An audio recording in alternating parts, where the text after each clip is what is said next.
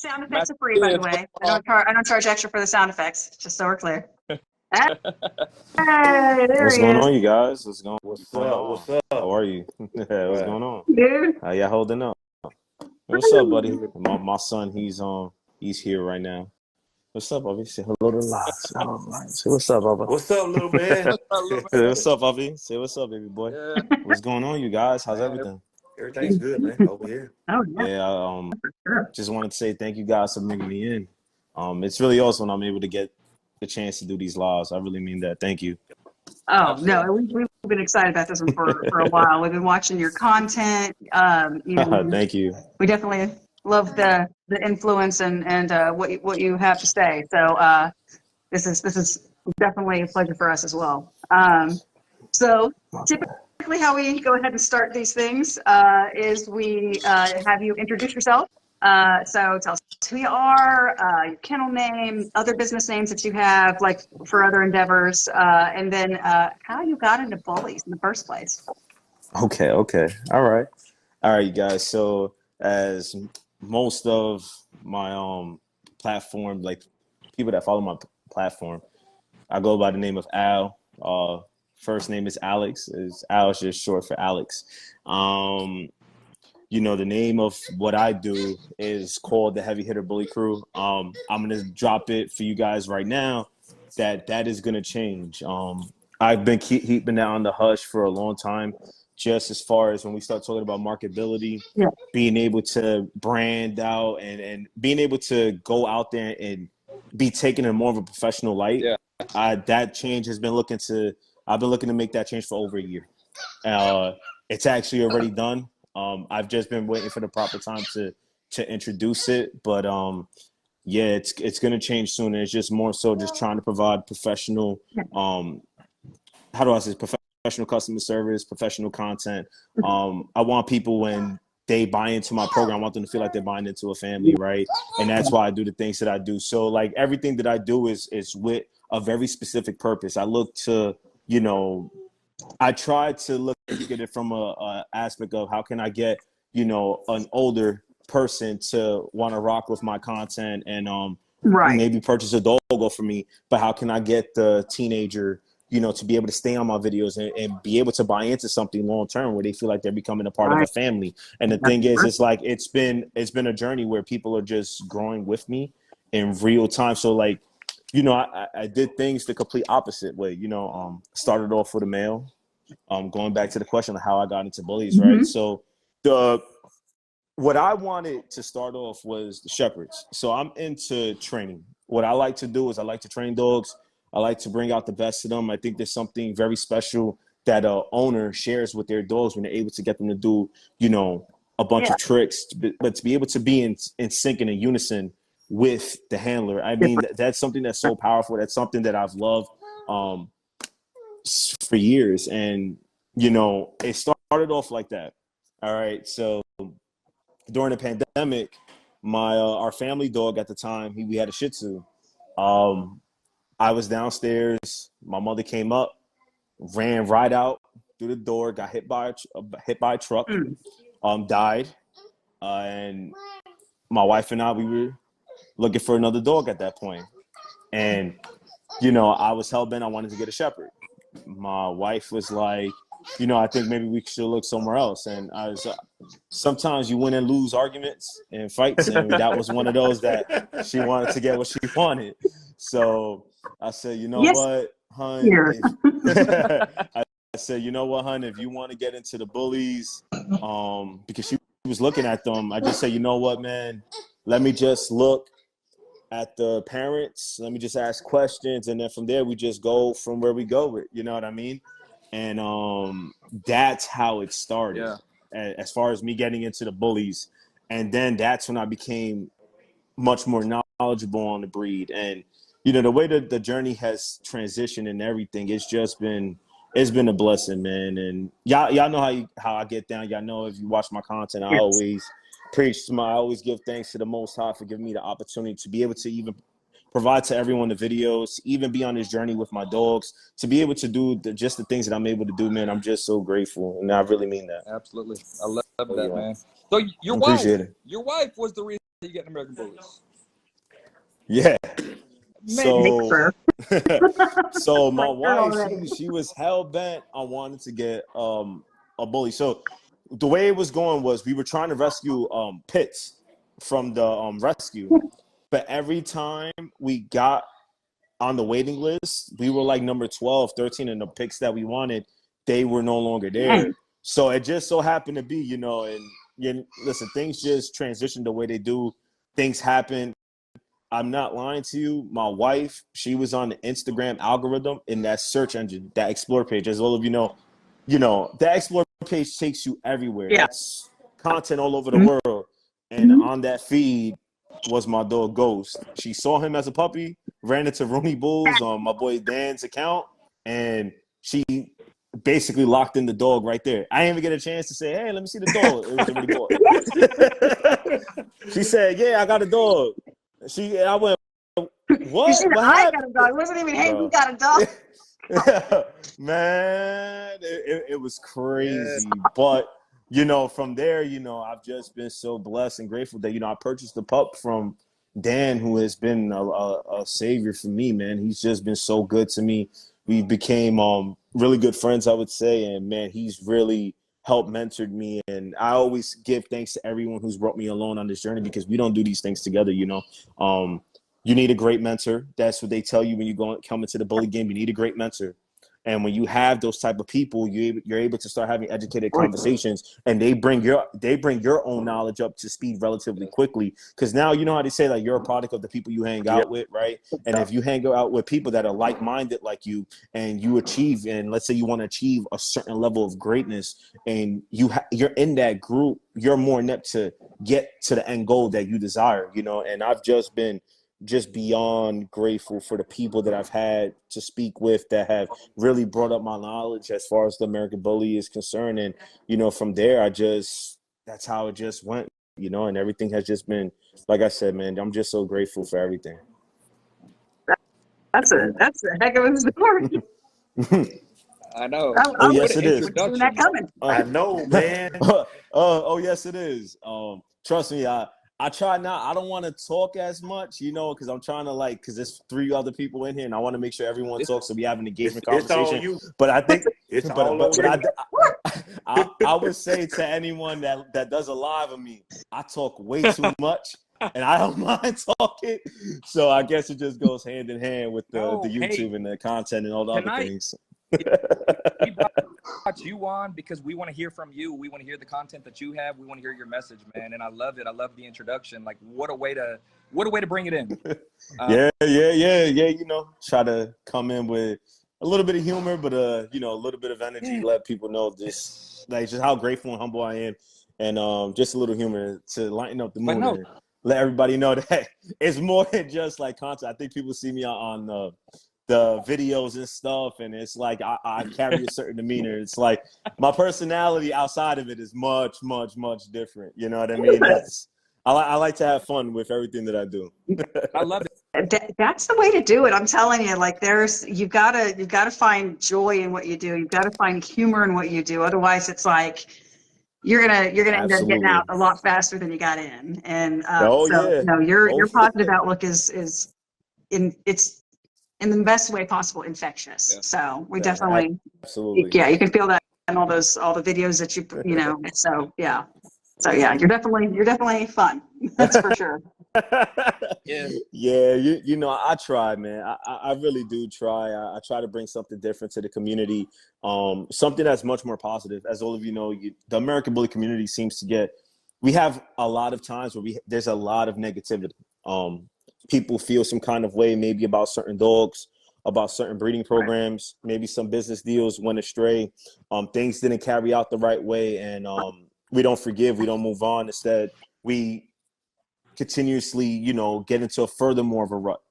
The way I look at it is I've always been consistent with what I've said in my videos. And I told Caleb this, we had a conversation last week about this. And I tell people all the time, what I do is for the American Bully breed. And I think people get that misconstrued. You know, people think that it's about fame. And I've been 100 from day one. I'm going to do my part in trying to put out the best product I can for the American bully. Because the way I look at it is, as far as the community is concerned, right, we see a lot of these kennels and very popular kennels. But the thing is when we start talking about pushing a breed forward, right, when we start talking about, you know, maybe one day trying to get this breed in the AKC, for example, right? You have to look at how the other breeds were developed. You start looking at how long it took to get those breeds on par with where it got to. You know, if you look at a pit bull from 90 years ago, it's not the type of pit bull that you have today, Right. which means that you went through evolution and you went through certain things, which means that when you started tying in those traits, you started tinkering with trying to perfect the breed. And my thing is how can we get to that point if everyone is breeding all over the place? So I started going like this. You know what is the best way? What's going on, Jerry? I see you in the comments. I started saying, what is the best way for me to try and push this breed forward? Like I said, going back to what I said before, how can I get an 18-year-old to watch my content, a teenager? How can I get an older person to come in and watch my content? And the biggest thing was, how can I make the American bully globally known in an area where people that want to get into this breed, people that want to get into breeding, and people that want to just buy a dog, for example, let's just say a stud, they get an idea of what they're looking for and what the breed type is. Because a lot of people get it misconstrued. Everybody has different visions. And the biggest thing is, you know, we look at how many people are in the game, right, as far as breeders. You know, there's a lot of people in the bully community, but you have what I call, you have vets and you have a lot of rookies. And when you have rookies, like I would consider myself a rookie, you know, when you have this many people, you have two different ideologies. You have one that's on the level of, this is my vision of the American bully. This is what I'm trying to achieve. These are the type of things that I want for my program, as far as the traits, demeanor, temperament, drive, etc. People are perfecting their American bully. And then you got people that want to change it up a little bit and give it what they desire. Well, my thing was how can we push the breed forward if we're breeding in completely different visions?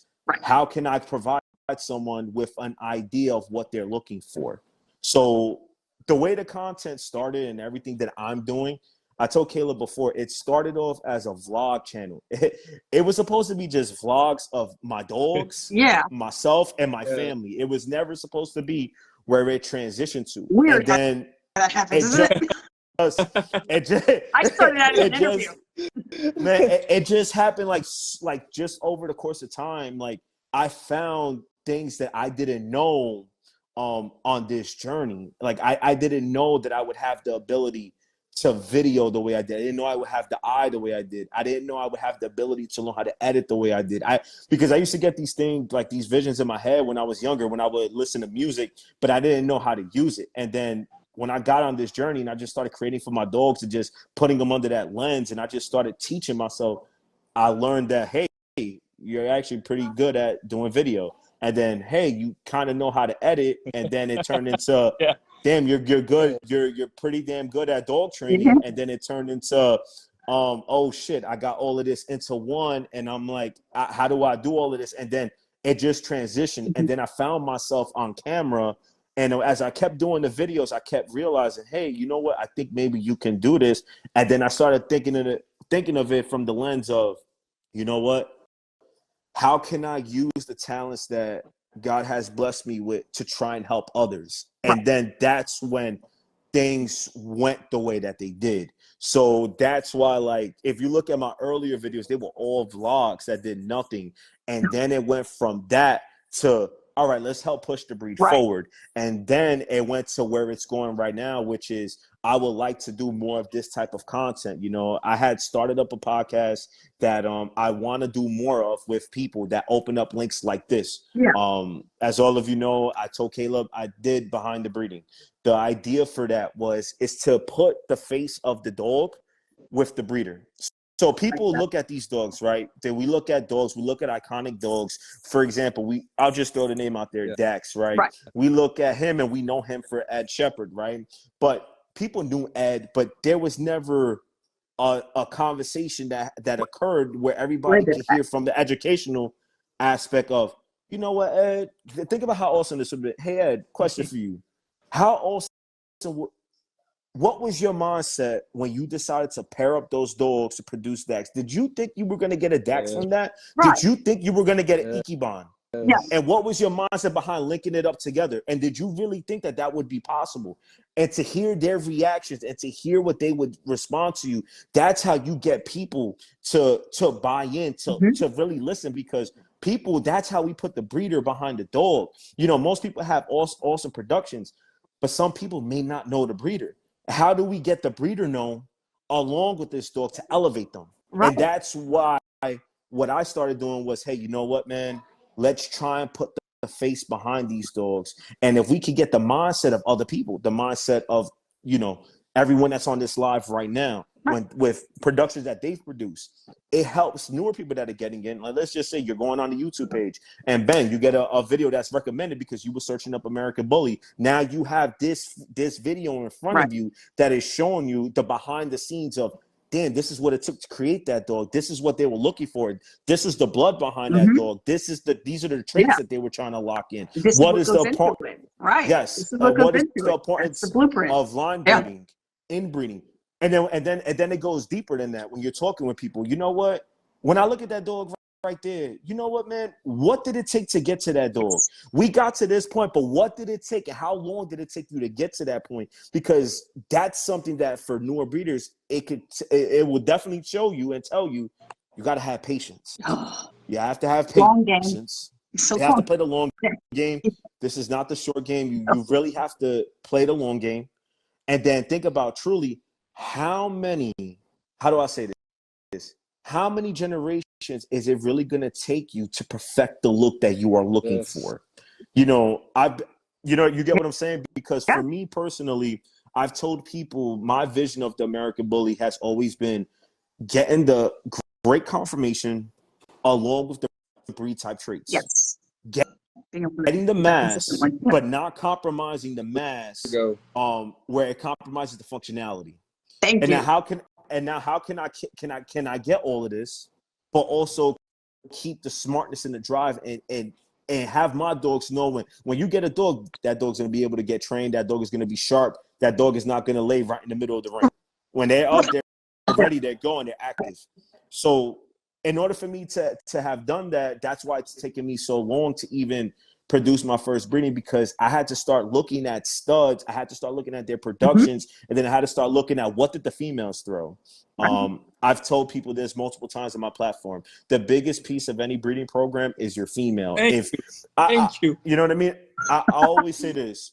A female, I look to breed better females, because I know if I breed better females, my males, the males are going to be much more improved. That's right. But if we can improve on the females and get some really badass females, I already know the way that they're set up and how I'm trying to breed them. I know more times than not, I'm going to pull consistent litters. You know, I told Caleb this last Saturday, when we were on the phone. I said, listen, you know, my goal is, how can I get a litter to have all of the traits that I desire? You know, when I talk about, let's say a litter of 8, can I get 6 of them with the traits that I desire? You know, some might be off on confirmation, some might pull a little different way, but can we really get the desired look that I'm looking for my program? And then you start realizing that the way you breed is very important. You have to start looking at pedigrees, and then you have to start looking at outsources, and then looking at, damn, what dog can throw this with that? And then you start looking at their productions, and then you start seeing it. On.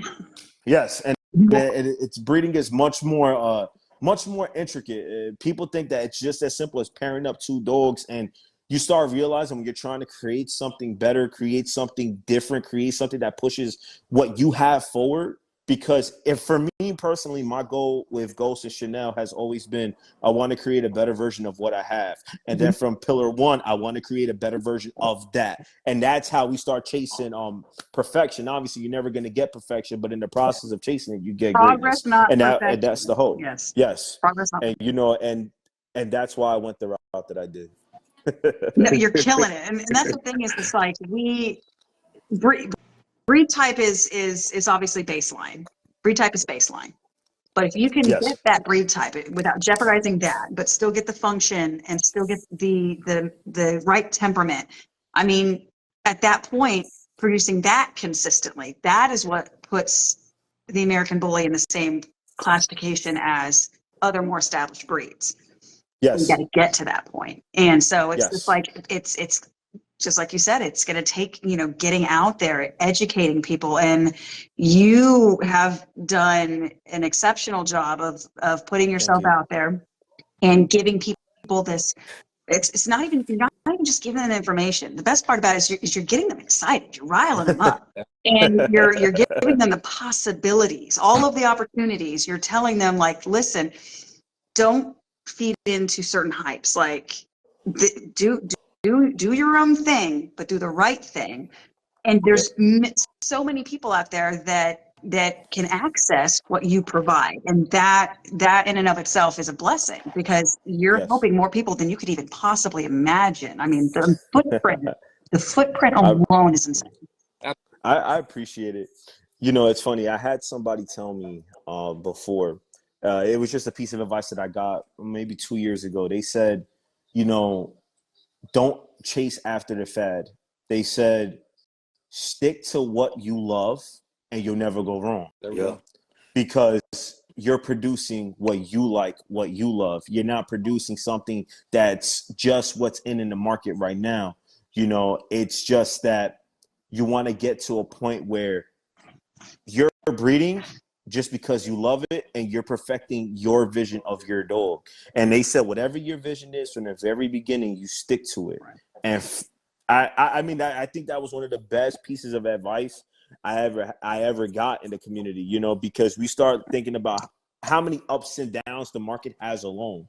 And if you're here for the money, when you're in that low, hey, time to downsize. Maybe this ain't for us. Whereas when you're in the market time and that thing is starting to go down, you're not worried about it, because what you're doing is you already know where you want to Right. go. Hey, if you have to take a Have breeding goals. off here or there, it is what it is. But you're building where you want to go. And I think that's very important, with where you want to go. I saw somebody in the comments. I'm sorry, I don't want to pull up There's the a lot comments going because on. Everyone's yeah, really because engaging. This is a beautiful thing. Everything's been great. yeah. I saw someone made a comment about the embark testing and to be able to breed a certain way. I would say this, right? Embark testing is very important, but also understanding what you have at face value and understanding the dogs that you have. The way I look at it is with genetics, you could pull either way. But it's our jobs as breeders, right, is to look at the pedigree of our dogs, understand what those dogs are and the faults that they have, what were their weaknesses and what were their strengths. And then you look at their productions, and then you look at the productions that they've had, well, the ones that you could find, and say, hey, what did this dog throw with this girl? What did they throw with this? And what did you throw with this? And in order for you to start developing a way to breed a very specific way. When I mean by a very specific way, that is to tie in everything that you desire. So I'll give you an example. My female Chanel, right? She is off of Rooney Bull's Layla, bred to Grand Champion Samson. And this is the thing, right? You have to understand what the mindset was behind getting a pup from that breeding. Layla is off of Titanium Tank, bred to Lucy. Okay, Titanium Tank, as all of you know, is off of One Drop, bred to Panthera. That's old school Gotti line blood. The reason why I wanted to get a pup off of that is because I know what Layla was. Layla was one of the baddest XL females that I had seen at the time.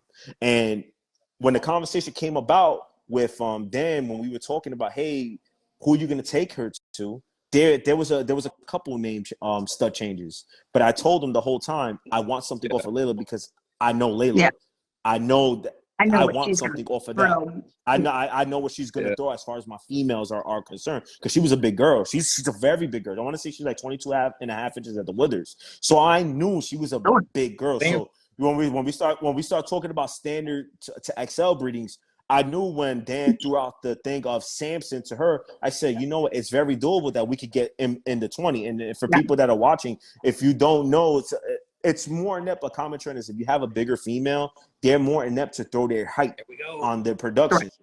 And that is something that you have to be cognizant of when pairing them up. So the reason why I say that is because when the conversation came up of her being bred to Samson. Samson is off of Santino. Santino's a Louis V son, which is, as all of you know, Louis V is one of the famous Dax sons. And Dax, we all know what's behind him.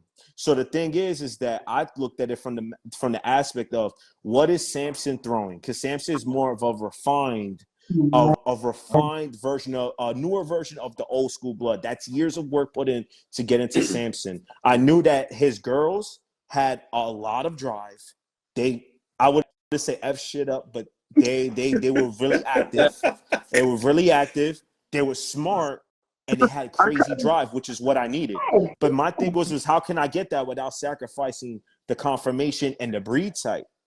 And that's when I started saying, you know what?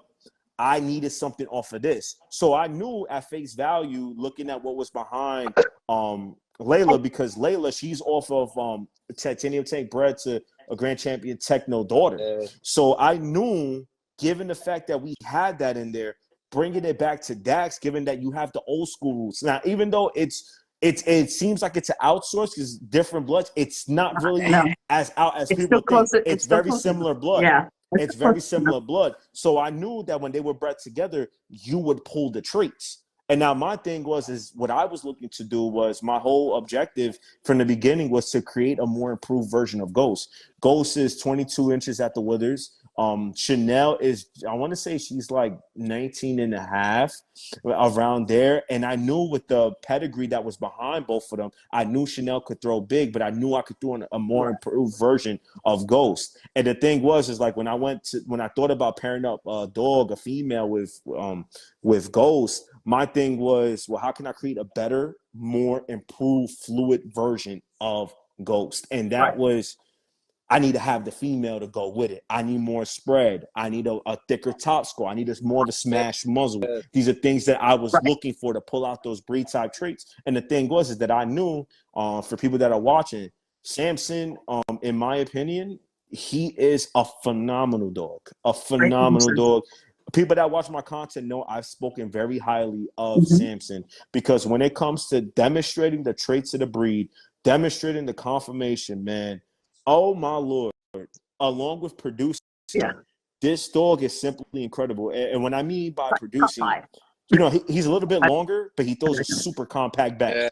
And then when you take kids and you line breed on it or you inbreed on it, the dogs get better. It defies logic for genetics, you know, because you think about the dogs that are behind it, you start seeing how when people have gotten tight on the DAC stuff with whatever vision they went, sometimes it went a little bit too far south. Whereas with Samson, it seems like it gets better from generation to generation. It doesn't make sense for me, given the dogs that are behind them. Yeah. But I knew that if I could get something like that, I already know what the females over Samson throw with their productions. So I knew I could get something that I was desiring with Ghost on the productions off of him. I knew I could get that with Chanel. So like a lot goes into that. Like, because they did, I went on this long ass tandem to say that responding to that comment that you have to really do your homework. You know, a lot of people go into the breed, and that's the purpose of my content, is to, you watch my video and then you say, oh, I don't like those traits. Let's say, for example, you like more of the Razor's Edge stuff. You go, hey, you know what? Which program breeds more of that? Let me go with them. If you like Gotti traits and you like those bigger, bullier, like mash traits, whatever the case is, you look at it and you go, hey, I want something off of that. If you want like a bigger dog, for example, and you're doing your homework, you go, hey, that's Muggleston blood. Okay, well, who's producing Muggleston? Everyone gets a something that they're looking for, and that's the goal. Is to make sure that the customers at the end of the day, they're happy with what they get, but they kind of know where they want to go, so that when they get into breeding, they're like, oh, you know what? If I pair this up with this, oh shit, more times than not, this will click. And then and then which goes to the greater goal, which is, if I can just do that one time, that litter that new breeder produces, that pushes the breed forward, because that is breeding with intent, breeding with a purpose. And that is what's very important. It's much more intricate than just looking for the color. The color is beautiful, but sometimes to get the traits, you got to be willing to sacrifice the color at first. You could always bring color in, but Right. getting the traits, You gotta lock that that is in. that is the most difficult part, because Yeah. you know what I mean?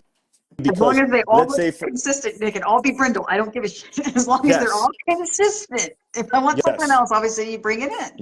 But yeah, yes, go for the consistency absolutely. first. Absolutely. And you know, the consistency is very important with the breedings. And that's why I always tell people, like, for example, the headpieces, I would never sacrifice on the headpiece, because the headpiece, when you start lacking just a little bit, it's so difficult to try and get it back. You get what I'm saying? Yeah. And those are things that for me it was like, you know, kind of like there's a saying, you have to play chess, not checkers. Yes. And that's why, like, I feel like with my breeding program, it's always been, how can I play chess with my own productions to set them up to be successful, but to set up my program to where we could get consistency. And that's where it's fallen for me, you know. And Caleb's over there playing yeah. Battleship. That's fine. I almost will. Actually, I almost will. Keep it secret. So Literally. no, well, and so the beauty of like everything that you're saying so far is just, obviously it's music to our ears, because it's very aligned with, you know, our mindset, and kind of, you know, what we've been trying to educate people on is understanding that obviously, you know, one breed type is baseline. So make sure that whatever you're doing is not going to sacrifice your breed type, because Yes. that is what distinguishes it from the other breeds. If someone can't tell what kind Yes. of dog you got, there's a problem. Yeah. Absolutely. And one of the first things that you see that can differentiate your dog, your bully, from a pit bull is the headpiece. Obviously, that's Yes. front and center. So, Absolutely. but don't sacrifice breed type, and then lock in your consistency as much as humanly possible. Find the exact, you know, prototype of what you're going for, and then try to consistently produce that. Then you can start worrying about the color palette and whatnot. So, yeah, Absolutely. I'm with you when you're right, sir. I'm with you when you're right. Oh yeah. Absolutely. Yeah. You know, like I said, it's just trying to breed with a vision, man. Just trying to stay consistent to that vision, understanding that there's ups, downs, there's ebbs and flows, and you just got to stay consistent. And well, just one day it'll all work itself out, man. That's how I've always operated, you know. Just with my dogs, the training, the content. Like I said, I do everything by myself. It is very time consuming, you know, but I've always said this, that I've always been an advocate of, you know what, if I feel like this is God's will and purpose for me, then that's what I'm going to do. And hopefully I play my role, and, you know, hopefully I can help other people. You know, the way all of this transpired, right? All right, I'm going to give you when everything started getting like, all right, it's time to lock in. So, we had Ghost, right? And I've always just been a firm advocate of, you know what, man, I just wanted to train my dog, engage with my dog. Like, I'm a big dog type of person. Like, I don't like going out. I just want to hang out with my dogs and my family and just do the most I can for my kids. Yeah. You know, people think that that's, you know, kind of strange. Like, yo, you're a younger guy, you know, and you don't like to go out. You like to stay in on the weekends. And I'm like this, because you have no idea the way I operate. It's my family, my dogs. In an ideal world, I'll be honest with you, a lot of people say that living the American dream is doing something that, you know, whether it's riches, money, and all this other stuff. Listen, man, I just hope that God provides me the opportunity to one day just have a bigger home, a bigger property that allows me to have an ATV, ride it with my son, and let the dogs chase after me. That's what I want to do. You know, that's just all I want to do. And I want to have a pack, whether it's 20, 30 dogs just following me, just in unison with me. And that's what I love. That's just what I like to do. And people sometimes think that's crazy, and it's really not to me. That's what means the world to me, right? Yeah. So there came a point in time after we had Ghost, and I was, you know, rocking with him and everything. I was talking with my man Dan, and we were talking about content, right? And then we started talking about getting a camera. And then I started with the camera. And, you know, I started taking pictures, and I'm trying to get a hold of everything, just trying to learn all this simultaneously.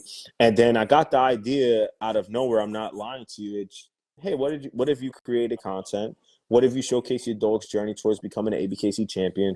What if you showed this to people? And then I just said, you know what? I could do it. Let's try it out. And there came a point in time I went to Dan Rooney's home, and we were outside, and I have a picture from that day on my Facebook, on one of my profile pictures. And it's me in the field with the dogs. And I'm not kidding you. I was recording that day. It was just a vlog. And I told my wife, I gave her the camera. I said, hey, hun, just get some pictures, record me with the dogs, whatever the case is. And it's me. I got the ball. And it's like 6 dogs around me. And they're just following me. They're in unison with me. And I'm not going to lie to you. That was the day where it's just like, you know how everybody just has like, it's like a moment where you kind of know, like, this is what you got to be doing. Yeah. I got that right in the middle of the field. That was the first time I had that type of feeling since the day I had met my wife. And that was when I knew, that was when I kind of knew, hey, I think this is what you need to be doing. Sometimes it hits people at different times. Yeah. So when I had that feeling was when I said, nah, you got to start picking it up, because this is where you belong. And then that's how everything started transitioning, because the way I operate is, if I decide to do something, I'm very passionate, especially if I'm very passionate about it, I'm going to do whatever I can to do the best job I can in it, which means that if I'm getting into dogs, I need to evaluate if I want to train dogs, I need to look at some of the best dog trainers. How were you able to bring that out in your dog? Because they always tell you, you can't mimic someone else's style, but what you can do is take what you like off that person and mold it to what fits you. And that's when I started taking that approach for everything that I started going into. And then from there was when I started saying, you know what, let me start looking at a female. And you know, I had went to Ghost's first show, because this all happened like in the span of like 2-3 months. I'm not even lying to you. Yeah. I went to Ghost's first show. Roughly? This was 2021. Yeah. Okay, gotcha. 2021.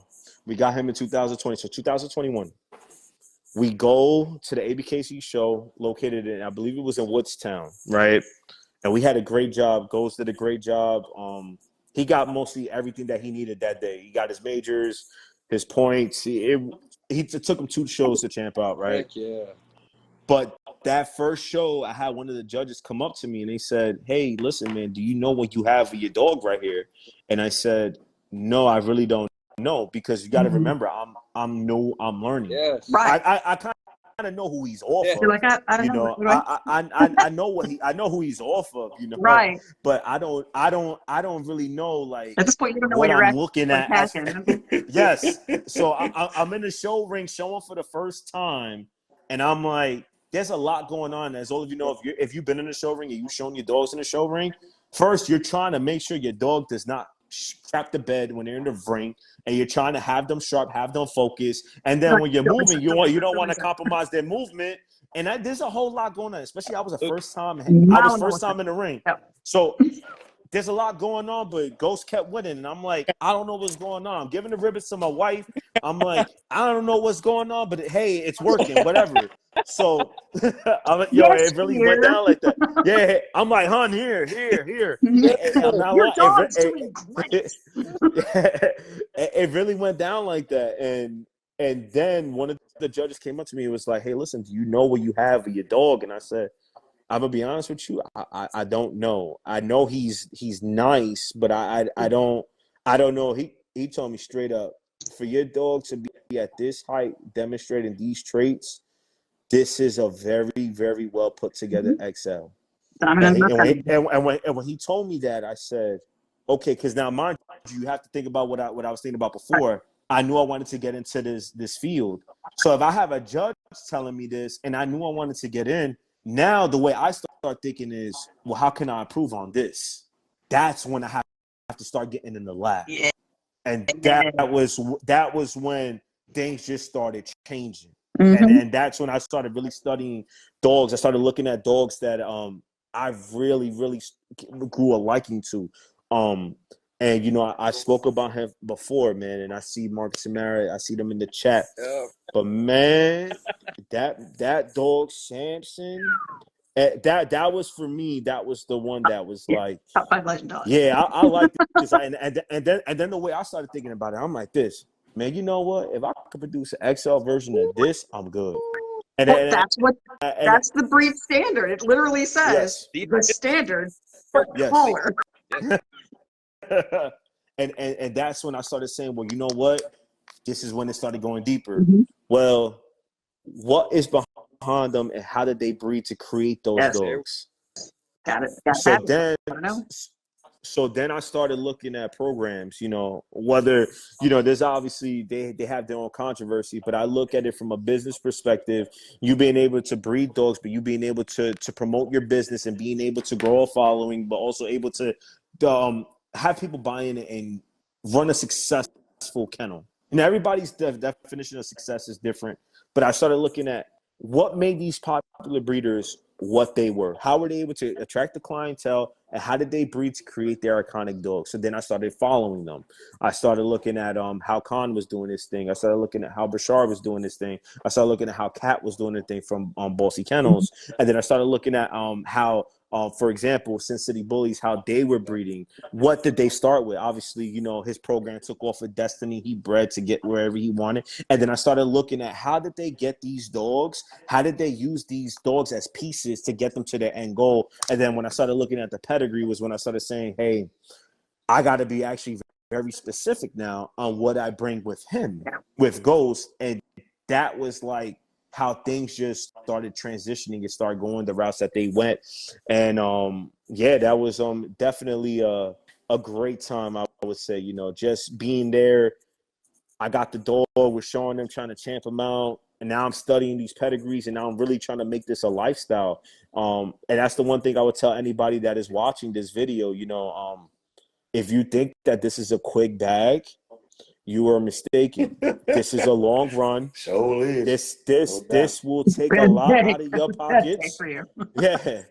This will take a lot out of your pockets. If you do not have something that could pay your bills and give you something to fund this might not be the field for you, because this is going to take some time to get it up and running off the ground to get to where you want to be. You know, like I'll tell people straight up, man. I tell people, I'll be honest with you. I did a video giving my 5 tips for new American bully breeders, right? And I did this video and I put my all into it, man. I really did. And I got a lot of flack for my opinions and the things that I was giving out by veteran breeders that maybe felt some kind of way, because they're like this. You know, you're a new guy. Who the hell are you to be telling people what to do and what to do this? And, you know, I'm just trying to follow what I felt my purpose was. I'm just trying to help people. Whether you feel a certain way about it, that's on you. I'm just trying to do what I feel my purpose is. It's completely different. We're operating on 2 different things. And I said in that video, and one of my tips was, make sure that you are financially stable. You have to have a job and you have to save up money to run your kennel, because you got to think about the expenses and costs that it takes to run your business. I'll be honest with you. Even with Ghost and Chanel, between everything, there's X amount that I've paid that I already know if I had one breeding, I might not break even. If I got a bigger litter of pups. And if I have 2, I may break even. And the hope is you got to factor in risk, right? You know, think about females, knock on wood, pyometra. You think about a lot of things that could go wrong. You know, I had such a crazy journey starting off, like between my dog Ghost. Like we went through a lot of shit. And then I'm looking at my female Chanel, and I'm just on this route, and I'm looking at people, and some people are just having such a easy time with it. And I'm like this. I'm experiencing like probably not the worst, but I'm going through it early. And I'm like, yo, like this is crazy. But then I started thinking about it like this. You know what, man? Anything that is worth having, you're going to go through a lot to get it. Because, you know, the way I say it, and I'll say this like I tell everybody, God has to prep you for the blessing. So You have to go through certain things. You have to go through certain obstacles because that's what helps build your character and build your person to be able to appreciate the blessing when you get blessed with it. Or in time, sometimes you have to stay faithful for X amount of time to be able to get it. But when you do, you have to be ready for it. And that's when I started realizing, you know what, man, it's just a part of the journey. Where the ups and downs, it just is what it is. You know, you just got to stay consistent with it. And people that want to get in, you understand that this is not a quick bag. And I'm going to debunk the myth. If anybody in here is watching, just because you dropped a heavy bag on a male and a female that came off of big time camps does not mean that you're going to be able to sell your pups for that type of money. That's right. You get what I'm saying? And Or I that they're think a going lot to of people produce go, what you want. yes. And a lot of people get it confused. Yep. I look at it like this. If a breeder is selling their pups for X amount of money, you got to think about the time, the work, everything that went into it. And what you're paying for, you're not paying for that breeding that just happened. You're paying for that breeder's years of hard work. Their investment. Yep. And the way I look at it is they talk about with barbers, right? Guys that cut hair, women, whatever. They say that, well, you pay X amount of money for 30 minutes. It's like 30 minutes. Why am I paying this much money for a haircut? And they go like this. No, you're not paying for the haircut. You're paying for the 25 years of experience it took me to perfect this haircut in this 30 minutes. There's differences. And that's the kind of thing that people need to hear for breeding. Because just because you drop that bag does not mean you're going to get those numbers. It doesn't work like that. People buy into programs. People, like, I'm sure you all experience this. When you start growing a following, people buy into your program, and then people want to buy into you and your investment. That's right. See what you've been doing, it's completely, and they're like, "Ooh, I want different. in on that. Like Yes. this, I love all of this. Sign me." Yes. Yeah. Yes. And that's when, you know, I always say, like, what I do is to try and help people. I try to be honest. I don't like to lie about things. I like to just be completely honest and blunt. Sometimes I'm a little too straightforward, but I'd rather just, you know, I just rather just someone to be honest with me. You know, my father raised me in a way where it was, man, listen, I'm going to tell you the truth because you're my son and I love you.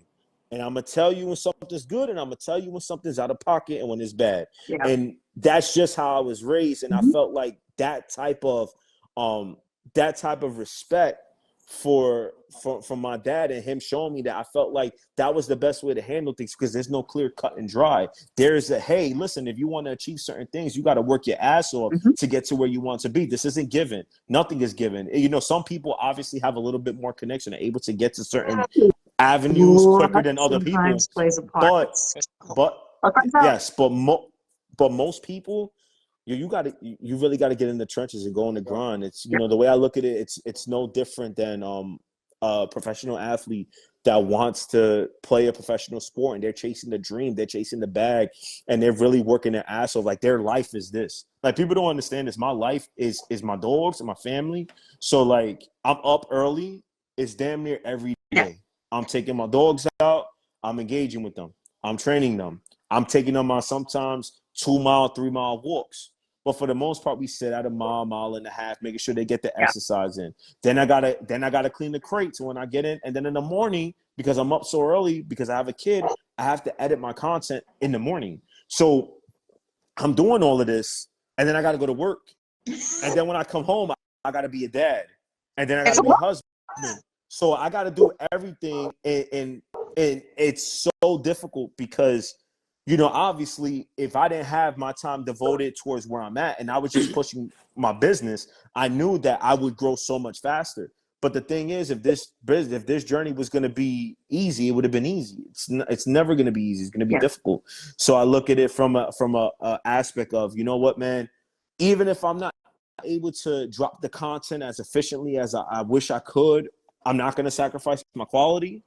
And I'm not going to sacrifice what the mission statement has been, which is promote this breed and put it in a positive light, you know. And That's just what I stood to. Free. Comments. Yeah, I'm my bad. I don't have the live chat up and running. I just see comments No, as like no. they pop up. I mean, You know, just like you said, it's like literally not everything is easy peasy lemon squeezy. Sometimes it's difficult lemon difficult. Like it's just, and you've got to be willing to accept that, prepare for that, and just kind of embrace it. It's just, it's hard. There's got to be some days are better than others, and some people walk into this just being like, "It's dogs. What's the worst that could happen?" And you're like, yeah. Hey, "Oh, how much time you got? I have a list." yeah. Like, Hey, real quick. Hey, drop your YouTube. Drop your YouTube in the comments. I think oh this is yeah, drop I got you. because I'm gonna comment right now. actually, so many different things in such a short period of time. The mentorship, really, what your vision's based off of, and you keep saying pushing the breed. It's not pushing your breeding program. It's not pushing your kennel. It's pushing the breed. Yes. And that's what I love because you're preaching, man. And when I say preach, that's a compliment. A lot of people say preach like a pedestal. No, you're speaking some facts right here, and I love it. And I'm speaking for everyone in the comments because that's what a lot of the comments have been. But man, I love what you're saying. I'm gonna be quiet because I can continue to go on. Continue talking, man, for real. Hey, G, I got a question for you, What's man. going Did on, you brother man? feel some type of way when I guess OG told you that, why is you telling people this and you hadn't been in the game, just a little while? Did you feel some type of way about that? So I would say this, right? Because that's a great question. At first, it depends on how you perceive the comment and where is it coming from.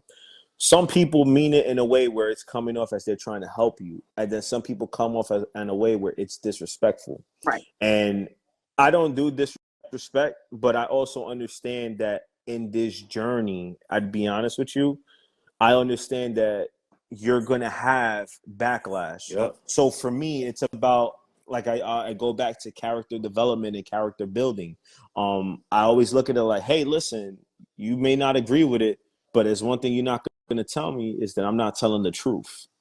And, a lot of the people that have said what they said, right, is, I kind of got I wouldn't say I got a lot of flack for my opinion on the breed, right? Right. Because the way it transitioned, right, and this is how the comments came about. Obviously, we have the common issue in the community. Everybody knows this because people still argue about it to today. That people want to know, is this breed, did we line breed on the Amstaff to get to where we are now?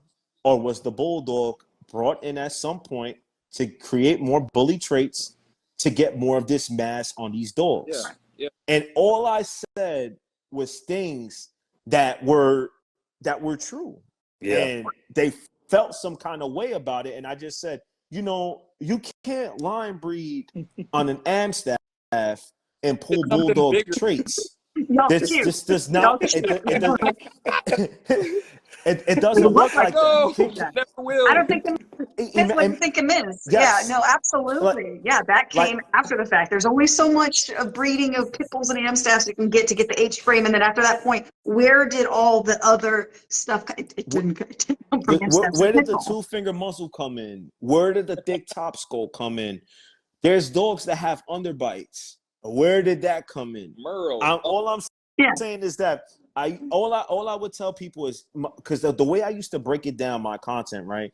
They used to call me, I was called the American bully community of Stephen A. Smith. That's what they called. That's what they called me. Hey, You do have listen, the accent. I wish I got paid like Stephen A. Smith. I'll I keep think it we a all stack. do. I think we all do. I would just lose my voice Both. way too often. You Yelling know? like two best. He's just way too high. So like when I started looking at it from that lens, right, I just said, you know what, man, it is what it is. I get what you're saying.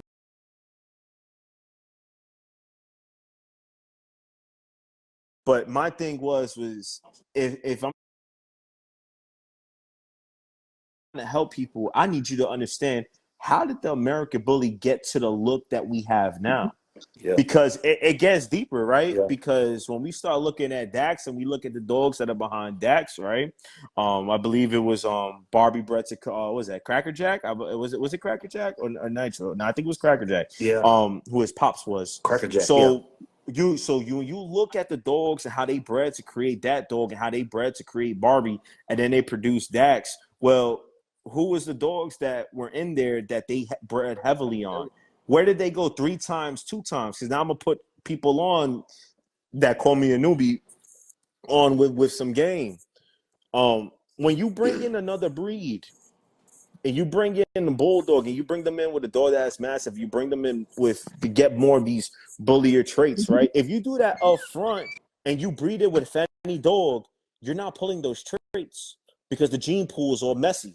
So how do you get it? You have to line breed. Yeah. Sometimes you may have to inbreed to pull it out because eventually your productions are eventually in the 3rd, maybe 4th gen are going to be able to throw the traits that you're desiring consistently with anything. So when we start talking about F1s, F2s, I look at it, well, at some point the bulldog was brought in and they bred a very, very strategic way. Now, if you look at Momo, you look at Black Ace, those were dogs that were heavily bred on to get the look that they were looking for. Momo is like if you look at some of these dogs and they pet, you look in the back, Momo was used.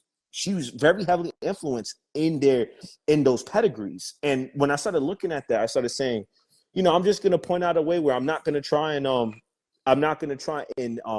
ruffle feathers. That's the best way I could look at it. I'm just going to show by example, hey, listen, this is what a bulldog looks like. This is what an Amstaff looks like. This is what an American Bully looks like. Which traits does it have? And you choose. And because of that, and because of what I was saying, people were like this, you said, blah, blah, blah, and they're coming at me. And I just say, you know what, man? At the end of the day, the people who voiced their opinion, it was coming from people that bred a different type of American Bully. Correct. Yeah. You're And gonna get the vision breeders. This is how my problems came across. Like I had one that was and pretty famous, that voiced his opinion, and we were talking, and it came off as a little out of pocket at first, but the more I started speaking with him, he started seeing what I was doing. Then it came to a point where it was like, okay, I got you. And then it became a mutual respect thing. See, the thing is, I look at, I look at it as in a way, right?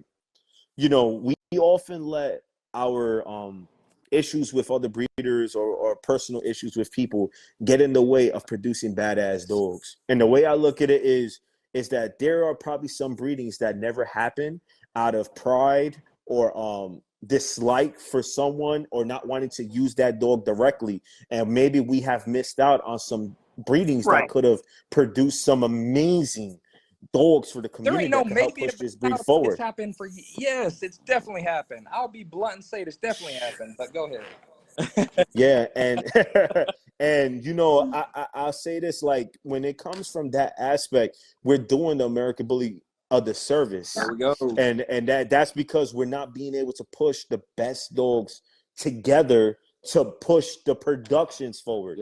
At some point you have to pair the best dogs up with the best dogs, because if we had a community of people that were working together for the American Bully, I get it. Listen, there's compensation that needs to be made. We don't breed for free. However, if there was a group of people that were breeding for the common end goal, we would get there. And that's what I was trying to go through with my content. And I just say, as I was doing it, I could talk it, right? But at some point, I got to show it. And how do I show that? I got to show it through my actions. I got to show it by how I do it with my dogs, what my mindset was behind pairing up these dogs and what I was looking to do. And like I said, people felt like I was doing what I was doing. Like, how can you say that? You got no productions. You have no breedings. You have none of this. And I always tell people, I felt at that time it was time for me to put the content out there.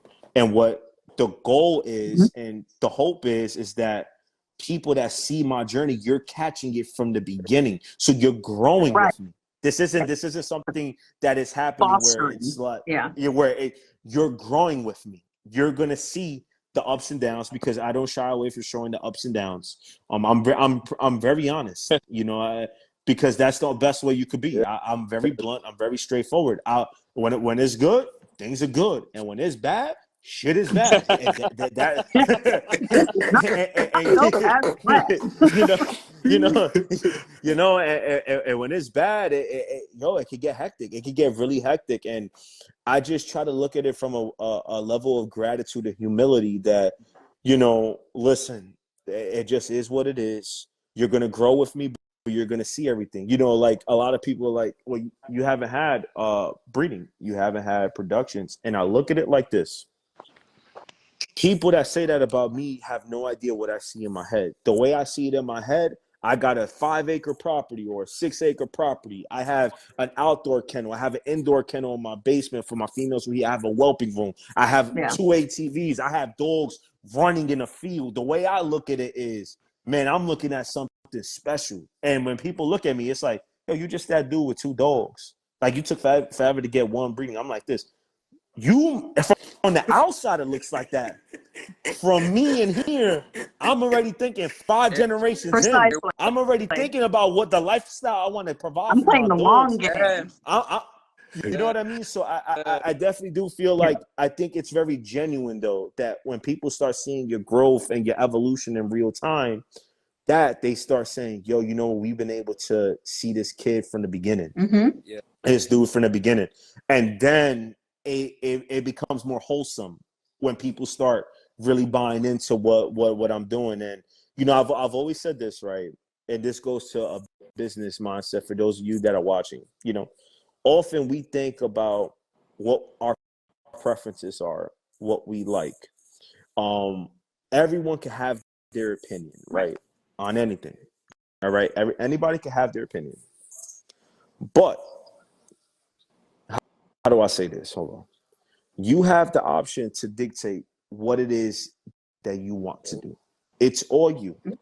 And for me, the way I look at it is, if I'm able to stay committed to this vision, I'm able to stay committed to these ups and downs. Because listen, there's a reason why I got those thoughts and that vision in my head. There's a reason why it all came out like that. There's a reason why I'm on this path. There's a reason why on this path I ended up finding that I had talents that I didn't know I had. I didn't know I would have the ability to video, to be a videographer. I didn't know I would have the ability to edit. I didn't even think I had the ability to talk on camera, to do this right now. Like I knew in person, I'm a social butterfly. Like I knew that I had a charismatic personality. I was told that multiple times, but I didn't think I would be in front of a camera talking. You're like, And the way I looked at it, cool. yes. You didn't know it actually come into play at some point? Yes. And then I started looking at it from a business mindset, right? We often let our personal things get in the way of doing what could be potentially great business. And I just started saying, you know what, man, if I want to win globally, I got to win locally first. And then I started saying, you know what? Let me start showing and showcasing a lot of these dogs, because this plays into the bigger picture, showcasing the dogs in a professional light. Because I always preach professionalism. That's the biggest thing for me. I always preach professionalism, customer service, dog training, everything. That's how it has to be. Obviously the American Bully community gets a rep for, maybe not being the most professional, but I try to steer in another light and be 100% professional, because if I want to be taken serious, I have to treat my business seriously, and I've always looked at it from that lens. And, for people, I looked at it like the mission statement has always been to push the breed forward. And how can I do this? You can't have drama. You have to spread positivity, and you have to show love to some badass dogs. Whether people may or may not like you. Like I'll tell you this, in the beginning of my journey, before people started, accepting the invites, the collaborations, and having my videos on their feeds, there was a time where I would video dogs, and no one would share my stuff. No one would show love to me, and it was very discouraging at the beginning, because when I started transitioning, I wasn't I'm not saying that I had to expect something in return, but it's like if I'm doing free video, I'm editing and I'm putting your dog on a video and I tag all your information and I can't even get a share on my video. I can't even get a share on my profile. You know, I wouldn't say it was disrespectful because it wasn't, but it was discouraging. That's the best way There I you can go. say it. Yeah. Yeah. And then it's like, well, I got to do my own thing. But see, then I started thinking about it like this. Well, you know what, bro? Eventually it's going to come around and you stay consistent. And eventually people are going to love what you do. Yeah, they're going to grab And then, and I had got real discouraged. I want to say back in 2022, I had got very discouraged, and I said, I'm not showing love to people no more because I'm doing all of this. I'm not even getting the respect and love back. Like I remember, I went to a show, and I felt like the vibe was off. And I'm big into what I feel. And like if my discernment tells me something's off, I know something's off. Right. And I felt like when I went to the show, I felt like, yeah, it's that guy again. That's that guy again. And then I started realizing, I'm like this. You know what, man? I just gotta take some time off, hang out with my dogs, stay with my family. It's gonna work. It's gonna and it's gonna work itself out because now I got to go back in the lab and think about how I'm gonna reevaluate the plan going forward. And then I started coming up with these ideas, and then I said, all right, we can do this. And then what ended up happening was I started getting better at creating and editing. And then once I started getting better at editing, then I started really getting really good with the camera, how to film, how to get certain shots. And then from there, because the whole time what I was looking to do, I was trying to figure out how the heck can I edit the videos that I see and hear. Yeah. So that is the biggest battle for those of you that don't know. A lot of the videos that I do as far as the cinematic edits, the cool edits and all that other stuff, I'm not even halfway into what I really truly would love to create. But the thing is, in order for me to do that, I need a lot more time and I need to be able to film. The problem is try having a kid and a full-time job and doing all of that. And then, hey, let's go to the field. Let's go to the field. Let's get the drone in the air. Hey, and as all of you know, if you take pictures and videos of your dogs don't stay still. We're for nothing. So now I got to get the shot. Now I'm outside 45 minutes trying to get one shot. It's like that. So like it's much more difficult to create it the way I wanted to. But I knew that if I could create cinematic content for dogs, I knew that it would be something different. Because the thing is there's a lot of people that go about the content. There's a lot of people that go about doing the things that I'm doing. But how do I stand out amongst them? Because I am new. I don't have a well-known dog. I don't have none of that. I'm just a guy. And that's the reality. I'm just the guy. But how is it in this light? How can I take this up another level? How can I take this to get to where I envision myself being? And that's how it started going. And then, you know, I'm not going to lie to you. It started last year. I said, you know what, let me talk about some of my favorite dogs. And it started with some of my standard bullies. Manifest. And it started with that. And I remember I had, who the heck did I have on my list? I think I had Bada Bing, by Wet and Gold Kennels. Definitely had Hangman on there. I definitely had Samson. Well, who the heck did I have it for? I had Zeus on there. Zeus was number 3. 4 was very harsh. damn. I forget who I had it for. Sheesh, it's been a minute. Anywho, the reason why I did those videos was because I just wanted to show love to dogs, and I was at a time where, you know, I couldn't film my dogs. My son is 1. As all of you know, if you have a kid, you have a baby, it is very difficult. My wife works yes, and my wife, she works from home.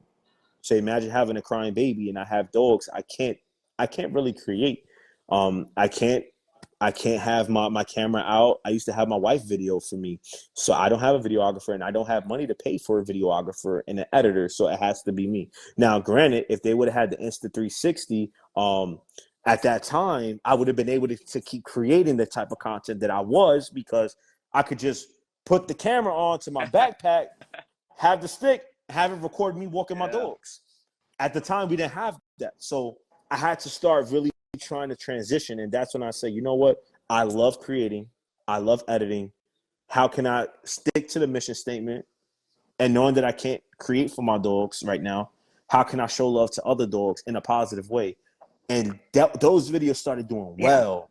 And then I started saying, okay, I definitely can use this going Yeah, forward. absolutely. And then eventually it started going with, hey, I like this. And then the videos that did really well for me was talking about the ABKC Nationals, talking about my predictions, talking about a recap of the video. And people really loved when I was talking about other people's dogs. And then that's when I just say, you know what, I think I might have found my niche. Yeah. And then I started saying, this is where it has to go. Because sometimes as a content creator, you got to give the community what they want. You can't really, how do I say this? You might have your own preferences and things you would like to create, but they do nothing. Whereas things that you're like, I don't know if I want to create that, those are the things that do the best for you. But if you're a businessman, you have to attack what the community wants. So I had to start transitioning to that. So when I talk about the evolution and the way things just changed, that's literally what happened. It was just like, oh, this is doing well. Oh my God, this is doing well. Okay, so this is what I got to do. And then that bled into everything else that has happened since. And I see someone in the comments that said that I had mentioned Malakara. I did, but I had mentioned him in my set in part 2. I had Malakara. I had Tyrone. I spoke about his parents. I had Bambino. Jose Valenzuela owned him. I had King Kilo on it, and oh my God, what was the other dog? Damn, I'm forgetting them off the top. You've done too much, sir. You've done too much. You know what's crazy? You know what's crazy is that these dogs, what people have no idea is like sometimes it's very difficult to remember all of the information because a lot of the things that I do with these dogs, I go off the top. I don't really have notes in front of me. I just go off the top, record. Hey, I know this dog. I know their parents a little bit, and sometimes I mess up in real time. It happens. It just is what it is. There's too many dogs out there. It's good. You're fine. There's too many dogs out there for me to remember, and especially right off the top, it's very difficult. So sometimes, sometimes I just completely whiff, and I just, it just is what it is. At the end of the day, but it's been a blessing because, to be honest with you, through the evolution, I've really networked with some really great breeders. And they have now shared my stuff, and it has led me to meeting Caleb. It has led me to meeting you guys. It has led me to really talking with people that have a high following. And I didn't know it was going to go that route. I mean, I knew if I stood consistent with it, eventually it would. But I didn't think at the time that, we might have something here. I didn't think it would go to where it's going. And even though we're not where I would want to be, we're trending to where we want to be, which is I'm grateful for. I look at people like I remember when my videos on YouTube couldn't get 20 views, and now I drop a video in one day and I get 500 or 600, and it's like, damn man, I remember when I was only getting 20. I remember when I was only getting 10, and now it's like people love this type of content. So it's definitely something that I want to create more of. And you know what? I'm gonna drop this for you guys right here. Because you're gonna get this on this platform. All right. Any dog that I've shown love to, whether it's the XLs, standards, pockets, classics, I've always told you that the way I move is I play chess, not checkers. Anytime I've spoken about one of your dogs, I absolutely want to open the door to speaking with the breeder or the owner of those dogs and just speaking with them and describing their dogs, what their experiences were like. How did they go about buying their dog? Right. What made you want to buy the dog? What made you even choose them as a puppy? Right. These types of things, because I want to start opening up, like I said before, the face to the dog. There's a lot of badass dogs out there that people just don't really know the person. Right. And all it is just a dog at the end of the day. Dogs come and go. You lose your status, and then that's it. How can we better this breed and better the person behind them? And the way I look at it is a completely different mindset than most. But most people, I'm looking to grow this breed and connect with some really great people. And if we connect with some really great people, that bodes well for all the American bullies going forward. Because, like I tell you before, breeding with a vision, breeding with intent. We only do that through collaborating with some good people, having some Yes. great mentors, and really speaking with some great knowledgeable people. You know, there's a lot of great knowledgeable people. Some people that might be a little bit meaner than others, but there's some knowledgeable people out there. You Bit know of what I mean? bit abrupt, You know? but they mean what they say. So at that point, Yeah. we do have to really kind of prepare ourselves to receive information in whatever way it's delivered. And sometimes the delivery of it is it's a bit abrupt. Like someone's going to look at your dog and be like, this is my opinion on your dog, and you've got to be willing to absorb that. And the beauty of it is for people who don't have, like, who are willing to accept information coming from, in that manner, they take it as it's supposed to be, which is, okay, I totally hear what you're saying. I agree. These are the flaws that I'm trying to correct. I'm thinking about correcting them this way, So it's just like one of those things where, as difficult that sometimes it is to like hear negative things about any one of your dogs, you've got to be willing to accept that information as is and just throw it in the recipe. And it's like, okay, well, A- I saw what you saw Absolutely. too. Absolutely. I say this, right? No one is going to be more critical and harder on my dogs than I am. Correct, same. So if someone tells me, "Hey, your dog has this," I already know what they Yeah. got. I already know Mhm. what I need to work on. And it's not I'm not saying that in an arrogant way. It's because if I'm trying to chase after perfection, even though I know I can't get it, I need to really look at those Yeah. things. I need to know what the judge is going to look at my dog in real time. I need to know what he has right before I even get in the ring, because I need to know what the judges. I need to see the dog through the judge's lens, and that for me is a very humbling way to look at my dogs, right? But to also evaluate my dogs and to be able to push the productions forward. You know what I mean? Absolutely. Oh, absolutely. And that for me is how I've always went about looking with my dogs. And sometimes, you may or may not pull certain things in your breeding program. Yeah.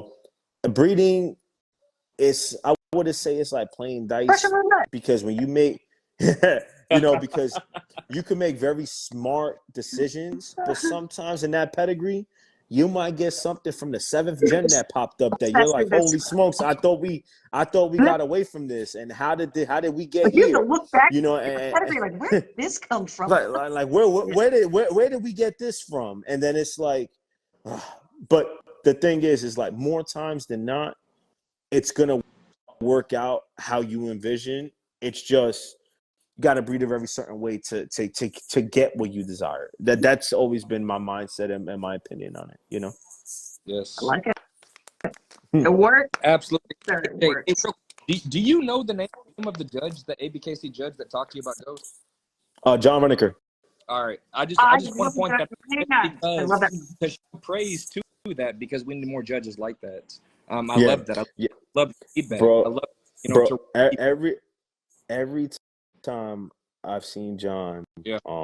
and I had my boy Ghost, he's always shown love to There him. we go. It's I think I showed in front of him maybe twice or three times, and every time I see him, it's always love. He's a very good guy. Yeah. I just, man, when I tell you that man, he like changed everything for me Yeah. just by that one conversation I had with him That's what they, at that Woodstown show, man. It like, you'd be surprised where it comes from, man. And when he said that to me that day, that was when I started really realizing, oh shit, I gotta start breeding a certain way, because I want to be able to pull more of this, but improve. I've always been like that, The way I look at it is, I'll drop some backstory on myself for you guys, to those people that are watching, to get some insights to why I am the way I am. yeah. The thing is with me is that, so I used to play sports. I was a baseball player, and I wasn't, the way I would tell you guys this is, I wasn't the best player. I wasn't the most talented, but I was a grinder. Yeah. When people talk about that, we talk about certain players and we call them dogs, and you got to have a dog mentality. That was me. I was the first person on the field. I was the last person to leave. No one was gonna outwork me. That was how I operated. That's how I grew up. So when you have this type of a mindset and you bring that into other avenues of your life, it's like, how can I always look to improve? How can I always look to get better? You can, and there is some good in there. You get a lot of good, but you get the bad with it. And the bad is sometimes it feels like things aren't good enough. Sometimes you're not content. Yeah. And that's when I started realizing, like, when I started getting my faith and I started coming around towards the Bible, and I started really just following with Jesus, man. That's when I started realizing that, it really humbled me and slowed my processor down, because I always just be like, let's go next wave. Like I'd be Well, willing to yeah. work. I do whatever it takes as far as working and doing things legally to get to where I wanted to be. But then I just started realizing, and then I just started, and I just started realizing that, you know what, man, it's you got to be okay with what you got. And I've definitely been, I always say that I stay hungry, but don't ever let the line go. And I try to do things in a very humble mindset. I'm forever grateful. I think anyone that's watching this live, and if you've seen me, if you've interacted with me, I always go out of my way to say thank you. Like, you really have no idea how much it means to me. I really mean that, because I'm not gonna lie to you. There are some days when I am editing, I am beat, and it's like, man, this is taking the most out of me. And then some days it's like, damn, man, I need a break. I can't do this. And then I drop the video, and then people say, man, this is awesome. Keep doing it. And that gives you the motivation to be able to do the next one. And just those comments and the people that's shown appreciation for what I do, you guys have no idea how much that means to me. And I always said it, man. On this journey, I'm always gonna preach my faith, because I'm forever grateful to the man up top, because without him, I don't have what I have right now. But I'm forever gonna show humility and be humble to and grateful for every one of my followers, my supporters, because without them, they can never I can never grow this just by myself. It takes, what does it say? It takes a village to build something. And that's how I felt, and I always say that I'm going to forever be humble and grateful. And because, at the end of the day, we know, and this is the reality with dogs, things could change like this. Everything could change like this. And man, there's sometimes you just stay grounded, never get too high, never get too low, and just understand that, you know what, man, just enjoy the ride, enjoy the process, Absolutely. Intervene real quick before Amanda says something, because I know she's got something cooking. But, man, you haven't scratched the surface yet. Success is not on your door. Success is here. You're talking about the 10, 20 viewers that you're getting on YouTube, man. That's going to continue to grow. Lord Jesus, like, man, you are doing the thing, the consistency that you're doing. Continue that. I know that you got a lot of viewers tonight just really watching, and people that are going to watch this. And I just kind of want to give you that message, because you delivered a very, very, very good message to everyone tonight, just not only in dogs, but in life in general. So, Thank you. man, I appreciate your Thank time. you. I'm in no rush to get off by any means. Let's continue this, but I wanted to speak that before we get off tonight, man. Hey, Yeah. success is there. Yeah. I'm just, beyond grateful, man. A lot of people ask me, like, well, how did this go? I would say this, right? Like, I've always tell people that I felt like my content and my platform was going to grow to something maybe more than just dogs. It's going to be, the basis of it would be dogs, but I really do feel like my purpose here is to impact and help people. And my journey has been very, very difficult. Everything. It's like nothing has ever came easy. Everything has just always been difficult. So, I always have this type of mindset that, you know what, man, you go through adversity, you overcome it. I'll tell you guys this. When I was 19, well, I was 19, I was 20. Yeah, 20. My father had passed away, and I was a kid, and I was a kid having to learn how to become a man in real time. I had to stop playing baseball. I was playing in college. I had to stop. I had to work. I had to help my mother out. I had to try and be some kind of a role model for my sister who was young at that time. And that was a very, very, very tough road for me because I'm young and I'm learning in real time. But me and my pops, like that was my right hand man. And you know, I tell everybody this. The reason why I work so hard, the reason why I do everything that I'm doing is to make sure that that man up top is watching me and he's proud of me. Because I always say this, like, that is what I do. And, you know, I have been through a lot of stuff, man. And right now we're going through a lot of stuff. It's one thing, it goes to another. However, I just, I, if I don't lose my father at the age of 20, I'm not the person I am today. I'm not as grateful. I'm not as humble. I'm not as appreciative of the small things that I have. Yeah. And I think that's what really brought me back, because I'll tell people, like, I had dealt with a hardened heart. Like I lacked sympathy for a lot of things. Like, I was so upset that when my father died, because me and him were so tight, that when I got my dog Ghost, it opened it up again. And once that started happening, I just say, you know what, man, I gotta roll with my dogs until whatever Right. happens. And It's the first I time I just say, felt you this know way what, in a man, minute. Yeah. and that was when everything just started really changing for me. And man, I'm just so grateful for the journey. Like I said, it's came with a lot of downs, a lot of heartaches. However, I'm forever grateful, because in order for me to be in the position that I am today, to be able to talk to people, to be able to inspire other people, to be able to showcase the dogs and utilize all of these talents that God has blessed me with, I'm not like this right now if I don't lose my father. And you know, a lot of people, when we're going through some things, may not see that in the time, because it's like it hurts so bad. But then on the back end, it's like this. You know what, man? I got you. The level of humility that I have, I know I said that and I'm repeating it, but it's the truth, man. Because when I tell you, I'm just so grateful to wake up in the morning. Like, my idea of being happy is literally in my backyard, which isn't the biggest backyard. It's a nice sized backyard, not the biggest. If I see my dogs running around with my son outside, man. that's all I care about. That's all I'm happy for. I can literally just sit there and smile, and that is what I love. I know it sounds cliche, but that's really what it is. You know, You're people, talking to like I said, like-minded people. Doesn't sound like, insane at all. yeah, you know, and I guess some people may not understand that about me. You know, I think people have said that I wanted to become, with my content, famous or like clout chasing.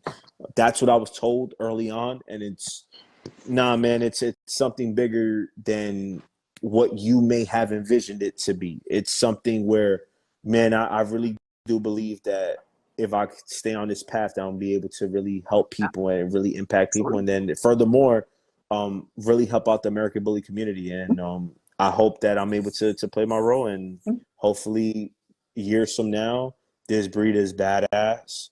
We have some badass dogs, Mm-hmm. and we're able to, you know, really take it up a notch. No. And I'll stay firm with that. You Oh know? yeah.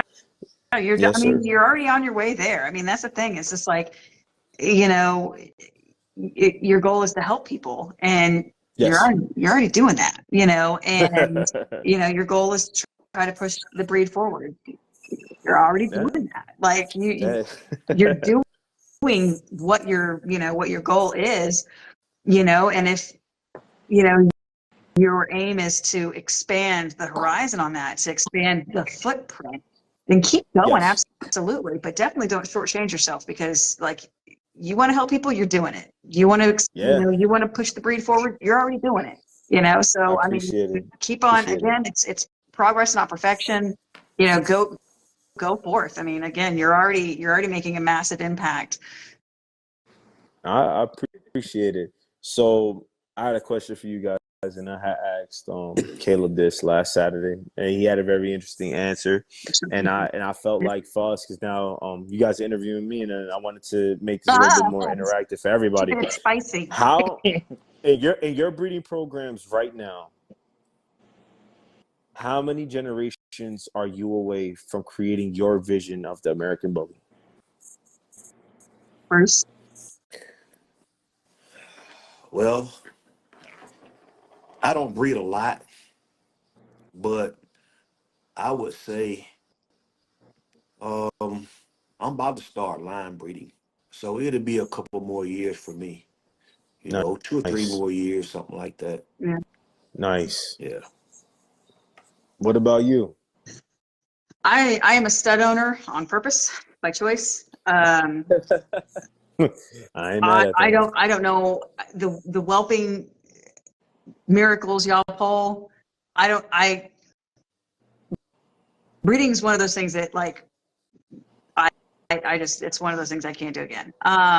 So I own studs, but I do know that I am invariably meticulous about where my dogs go, because I obviously I want that legacy to be consistent. I want that legacy to say something so that it's not just you my dog's legacy, it's mine. So I don't want to be that person that literally is just like, oh well, that dog has 1,000 productions, or I don't want to be that person.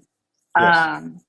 So I know what I want to correct. I will be keeping things off of litters, coming up here within the next 2 years, um, and then continue on there. But yeah, no, I could have bred both of my studs hundreds of times by now.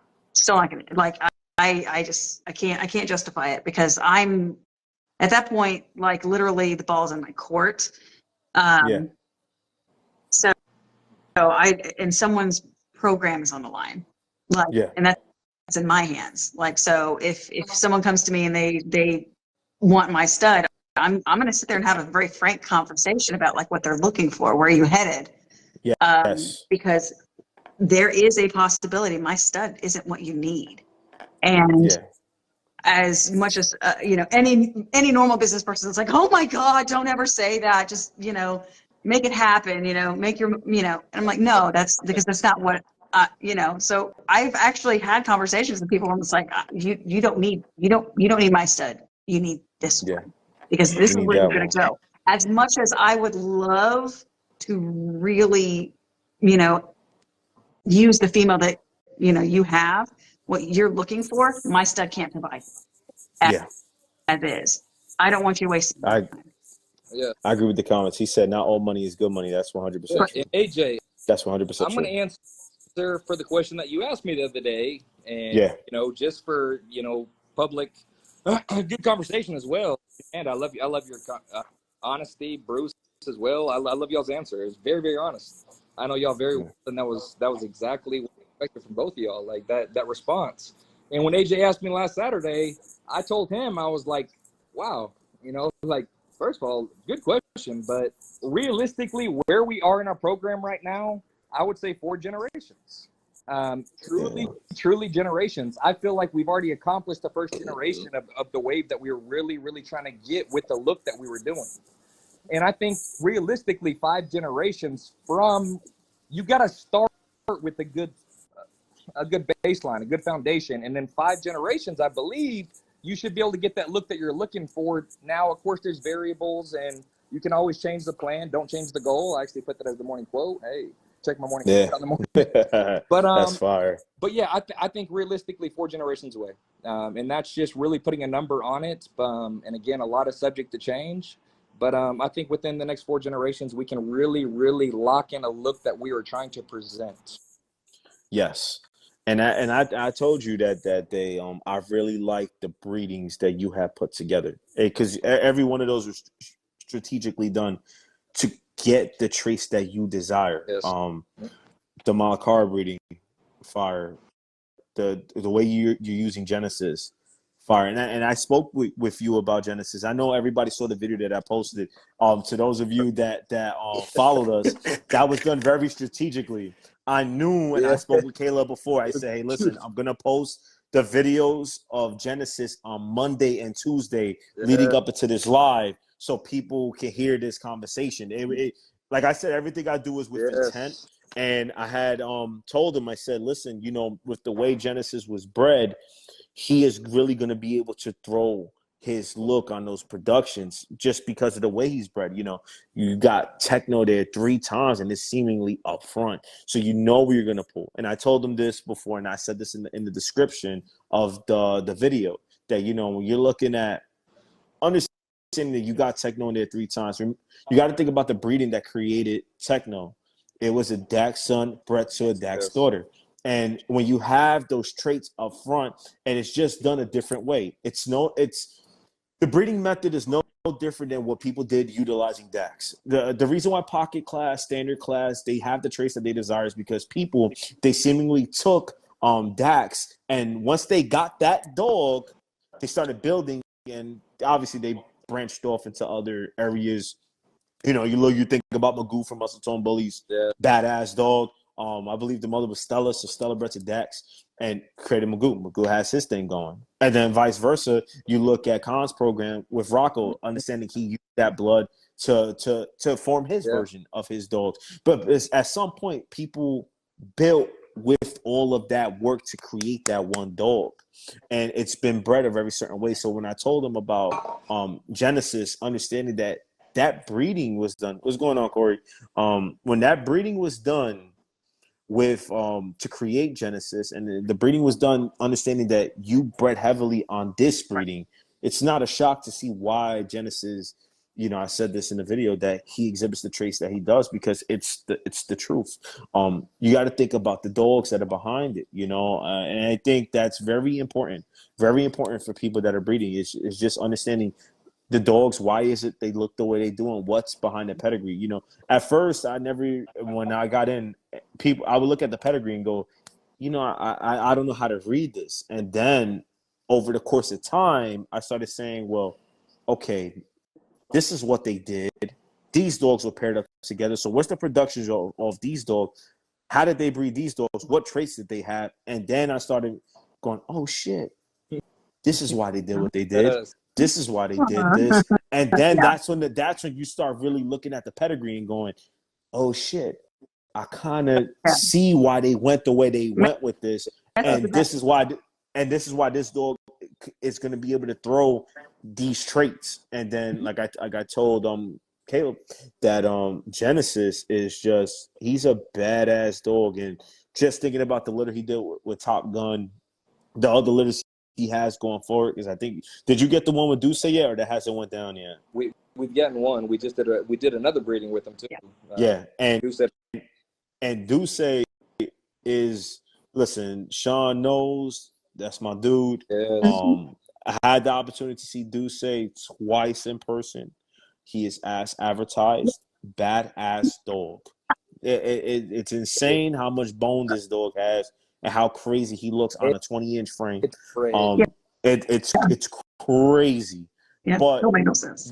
You know, when you think about the studs that you're utilizing and understanding that you have those pieces, these are pieces to the puzzle, but the studs that you're using are really badass, but your females are really complementing these males. So it allows you to really breed a certain way to tie it all in together. And that's when it's special, because once you start really bringing these pieces together, now you start getting closer to the goal. And then you get that dog that at that point you could either line breed or inbreed with. It really just depends on where you are in that moment, because inbreeding could go either way. However, if it's done the right way, if you're looking for very specific traits and you are close, I tell people I wouldn't recommend inbreeding if you have no idea what you're doing. I would tell you I would tell you, if you inbreed, it is because you're maybe this close.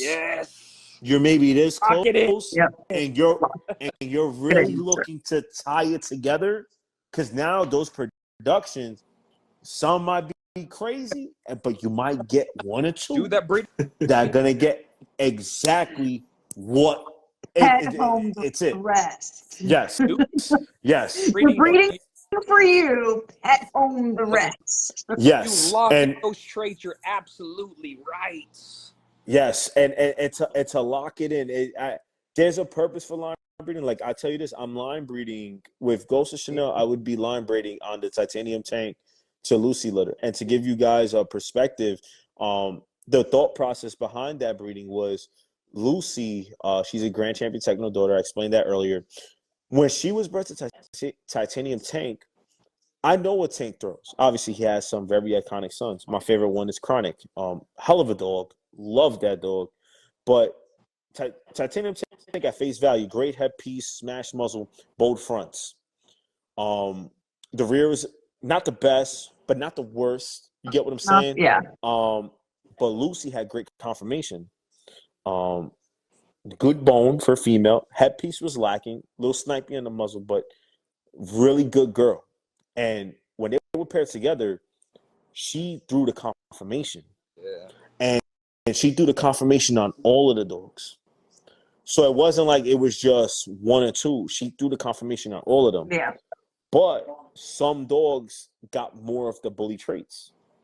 And with that was when I realized, hey, if I line breed on this breeding, there's a chance that I might not sacrifice the confirmation, being that I'm line breeding on Tank, because yes, it's 2 times Tank, but it's 2 times Lucy as well.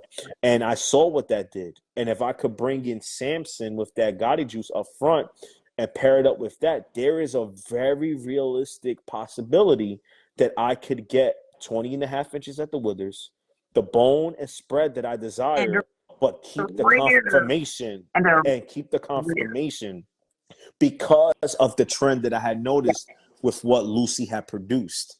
And I saw what Layla had produced with that breeding with Samson. That breeding, I told Caleb, has had four pups. I got the only female off of it, Chanel. It's Bruce Wayne, Boomer, and Byro.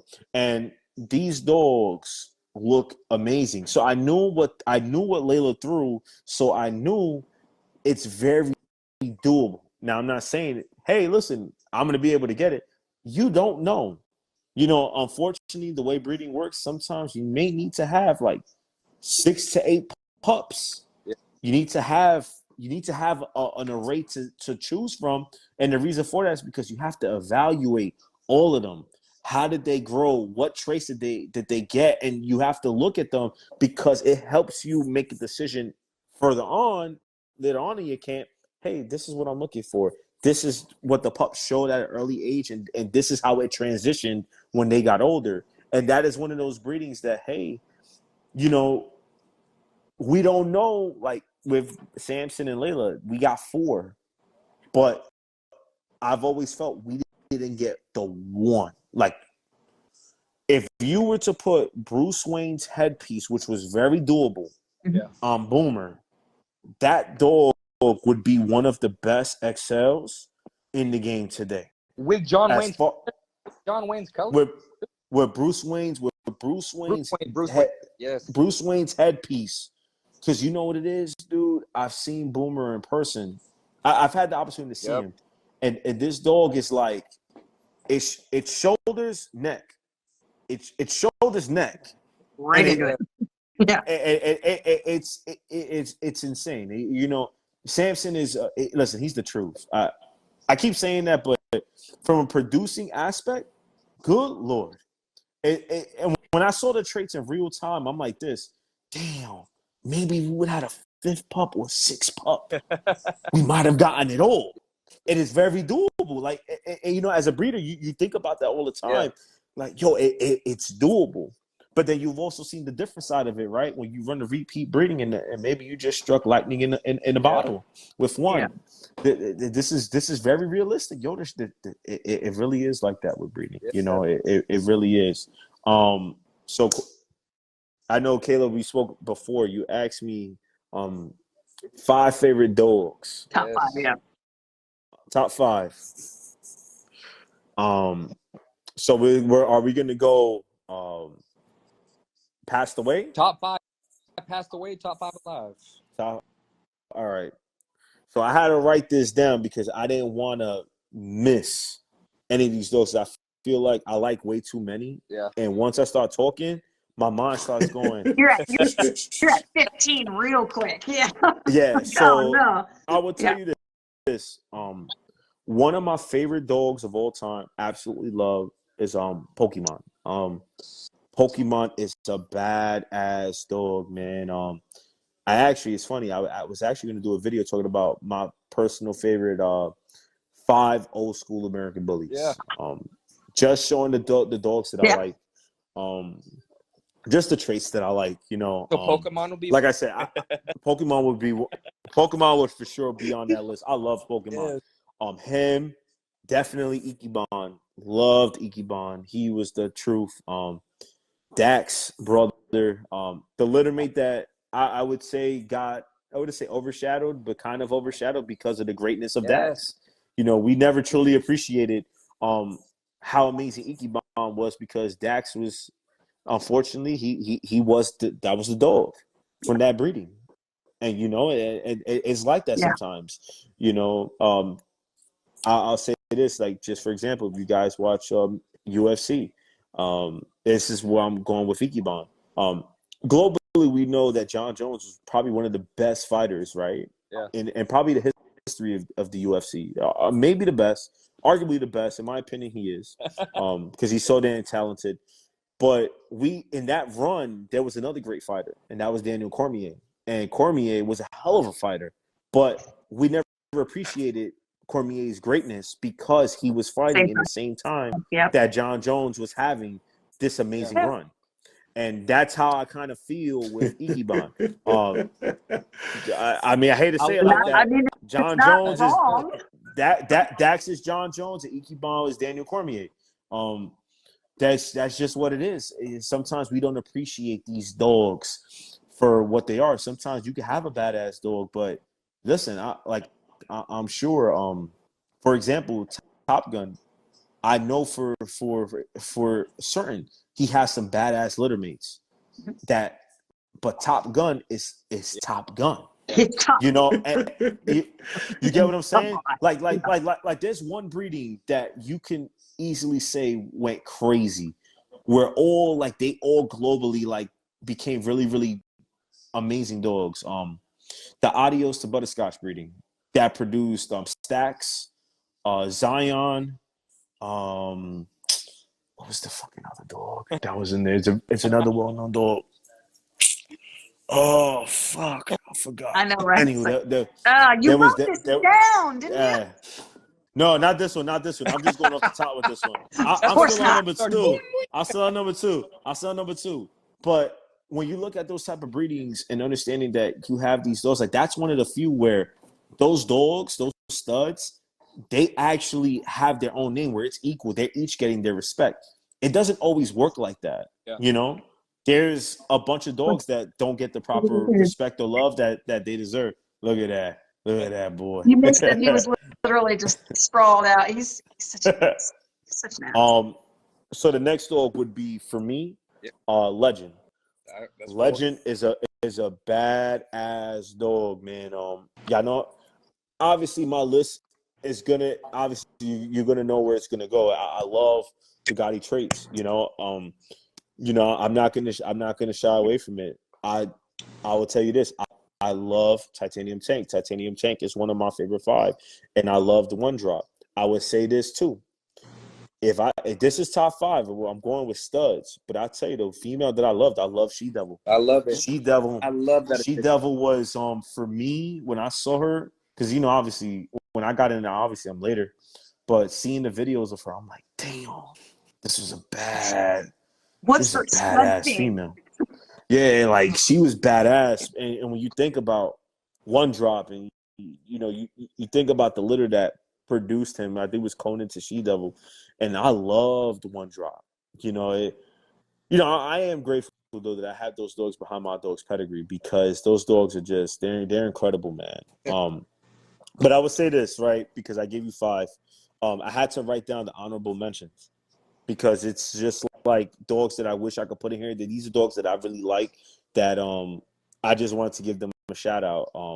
Kanye West, badass dog, loved Kanye West. Monsters Jojola, love Jojola, badass dog. Obviously 21 Blackjack, I gotta have him in there, just because the dogs that I love. Nitro, badass dog, Michaelin's Nitro, because I like that Michaelin juice. Now if I have to go modern, like I would say, well, this dog hasn't passed away. One of them did. Lester, Muscle Tones Lester, is a dog that I loved. Like the neck, the muzzle, the headpiece, man. Lester was just like a really complete dog. Like for me, when I look at Lester, right, I would be 100% okay with creating an XL version of that. If I could get an XL Samson, that's even better. But if I could consistently create a dog like Lester, man, I'd be so happy. Like I look at a program that produces amazing dogs. SBK. SBK is located in South America. They had Grand Champion Art. They have one Hero, Rock. They have some badass dogs in their camp right now. A lot of badass studs too. And I look at the consistency, because the way I look at a program is look at the consistency. Yeah. Do you got the trace? Do you have the confirmation? And when I look at some of these dogs that SBK has produced and what they have, it's like, damn, bro, if I could create something like that for the XLs, I'd be so happy. I'll tell you this, you know, I'm wearing their shirt right now. You know, triple shot bullies, man, that breeding with their girl, I forget her name. I want to say it was Dahlia Bred to Blue. I believe that was her name, but don't quote me. So like I said, I'm going off the top. Man, just to see, can you imagine, like, and I would say like that is the epitome for any breeder that's breeding the American Bully. You have 4 grand champions in one breeding. You have them competing in the ring together. Ragnar, You're Cerebrus, Hangman, national winner. Cerberus, yeah. You know, Yeah, you're literally and your own champion class. Yeah. you know what I mean. And that's just one litter. And I would say this, like, for me, like, yo, that is the goal. You get, like you know, how many breedings can you say you got 3 or 4 grand champs in it? You know, like Samson had Madden. You know, grand champion Madden's a badass dog. You know, but this one produced 4. It was 3 or 4. I think it's 4. Cerebrus, I It's forget the name of the other 3 one. males, 1 female. It's 3 3 males, males, 1 1 female that are fucking That badass. litter was And sick. Like yeah, they have out and it's like records. you look at them, it's like, yeah. And you know what? You know, I asked you a question, you guys, this because I was gonna give my opinion on this. There's a lot of people that maybe are not a fan of Grand Champion Hangman, National Winner Grand Champion Hangman. People call him a classic. And I would say this. I wanted to get your opinions on, do you believe that Hangman is a classic? Because for me personally, I don't believe that. Me neither. When I think of the name of classic, right? This is just for example. When I think of classic, I'm thinking of older dogs. So like I will be thinking of like kind of like a Samurai Paco type of build for now. Yeah. Like a little Cairo. When I think of classic, I am thinking leaner. Now I get it. We talk about breed development. Yeah. I get it. I get it. That's the pitching point for everyone else. However, if you were to compare the standards from back then and stack them with Hangman today. Yeah, the standards of yesteryear are classic. Yes. My thing is you cannot call Hangman a classic because he doesn't exhibit the overdone bully traits that we see on some of these pockets. There we go. And I would say this, right? I think one of the worst things one of the things that ABKC probably shouldn't have done was take out that extreme class, because what they did was they try to push that on the standards. And the thing is, right? Yeah, it was a concept car. And the thing is, right, when you look at it through that lens, how can you sit here and tell me, when I think of overdone done correctly, I know I keep talking about him, but I'm always going to refer back to Samson. Yeah. If you're telling me that Samson, if you're telling me that that's extreme and that's what we're pushing as far as bone, but you want to incorporate some of these next level stuff, then how come you don't have more Samsons walking around? It's not. Samson is a one of one type of dog. Mm-hmm. That is God's blessing upon that camp.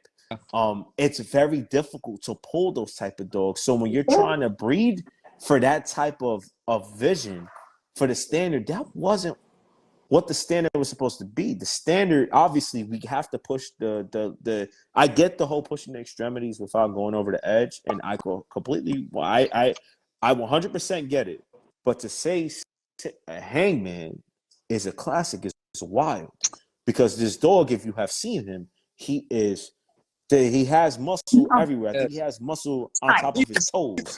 It doesn't make no sense how much muscle Yeah, this dog the dog is has. insane. The dog is putting hands on that dog was amazing. Now, I will say this: when you, and the best way to actually kind of put this into a perspective where you can actually visualize it, you have